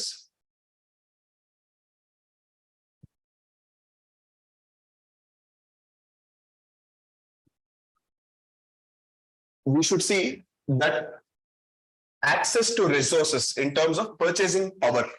Okay, so these are the 3 things. So standard of living alli, purchasing power, health alli, life expectancy. ಈ 3 ಇದ್ರೆ ಅಲ್ಲಿ human development ಚೆನ್ನಾಗಿದೆ ಅಂತ. This is what the index tells. ಯಾರು ಕೊಡೋದು human development index? UNDP. Okay, what are the 3 things? 3 indicators: health, education, standard of living. Health na ಹೇಗ್ measure ಮಾಡ್ತೀವಿ? 2 indicators. One is adult literacy rate, ಇನ್ನೊಂದು gross enrollment ratio, ಅಂದ್ರೆ ಎಷ್ಟು ಜನ school ಸೇರಿಸ್ತಾ ಇದ್ದಾರೆ ಅಂತ. ಓಕೆ, ಅದಾದ್ಮೇಲೆ ಸ್ಟ್ಯಾಂಡರ್ಡ್ ಆಫ್ ಲಿವಿಂಗ್ ಹೇಗ್ ಮೆಜರ್ ಮಾಡ್ತೀವಿ? ಎಷ್ಟು ದುಡ್ಡಿದೆ with purchasing power parity. Okay, ಇದಾದ್ಮೇಲೆ ಹೆಲ್ತ್ ನ ಹೇಗ್ ಮೆಜರ್ ಮಾಡ್ತೀವಿ? ಲೈಫ್ ಎಕ್ಸ್ಪೆಕ್ಟೆನ್ಸಿ, ಎಷ್ಟು ಜನ ಬದುಕ್ತಾರೆ ಅಂತ.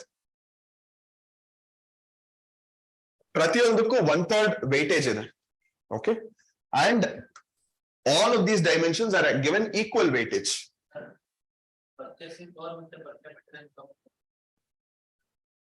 ಇಲ್ಲ, ಎರಡು ಫುಲ್ ಬೇರೆ ಬೇರೆ. ಪರ್ ಕ್ಯಾಪಿಟಾ ಇನ್ಕಮ್ ಅಂದ್ರೆ total population divided by No, we don't. In this, we don't. There is one more thing which is called as multi-dimensional poverty index. Adral ಮಾಡ್ತೀವಿ. Okay. So, ಈ 0 to 1 ಅಲ್ಲಿ 1 ಗೆ ಎಷ್ಟು close ಆಗಿದೆಯೋ so that means that ಅಲ್ಲಿ ಅಷ್ಟು human development ಜಾಸ್ತಿ ಆಗಿದೆ ಅಂತ. ಇವಾಗ 0.6, 0.7, 0.8 ಅಂದ್ರೆ ಎಲ್ಲಿ ಜಾಸ್ತಿ ಡೆವಲಪ್ಮೆಂಟ್ ಇದೆ? 0.8. ಅಂಡರ್ಸ್ಟುಡ್? ಓಕೆ. ಸೊ 983 ಅಂದ್ರೆ ತುಂಬಾ ಜಾಸ್ತಿ ಅಂತ, 0.2 ಅಂದ್ರೆ ತುಂಬಾ ಕಡಿಮೆ ಅಂತ. ಓಕೆ. ಸೊ ಇಲ್ಲಿ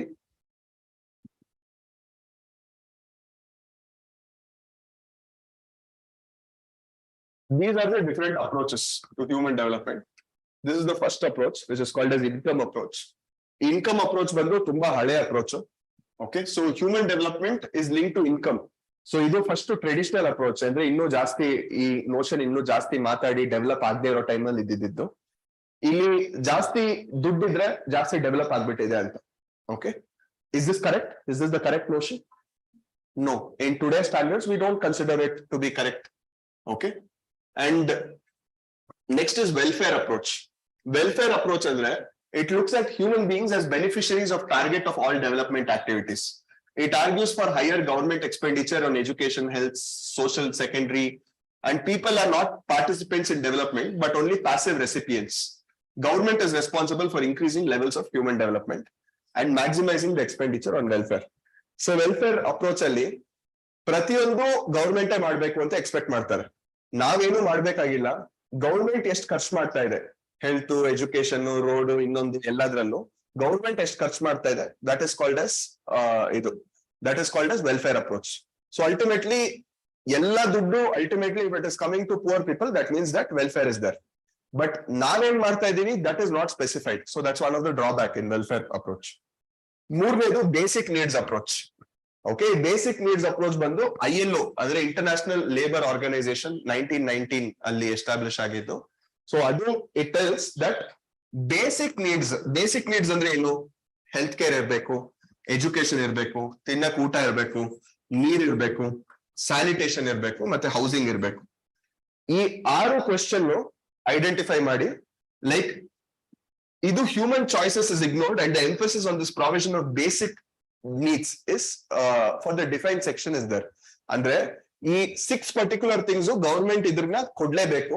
ಮಿಕ್ಕಿದೆಲ್ಲಾನು it is based on their capacity. ಯಾರಿಗೆ ಎಷ್ಟು ತಾಕತ್ ಇದೆಯೋ ಅವ್ರು ಅಷ್ಟು ಮುಂದೆ ಹೋಗ್ತಾರೆ. But the 6 things should be focused on ಅಂತ ಹೇಳುತ್ತೆ. ಯಾವುದು? Basic needs approach. Welfare approach ಅಲ್ಲಿ ಪ್ರತಿಯೊಂದು ಗವರ್ಮೆಂಟೇ ಮಾಡ್ಬೇಕು ಅಂತ ಹೇಳ್ತಾರೆ. Okay, so you see that this is an advancement over this. Last ಅಲ್ಲಿ capability approach. Who gave this?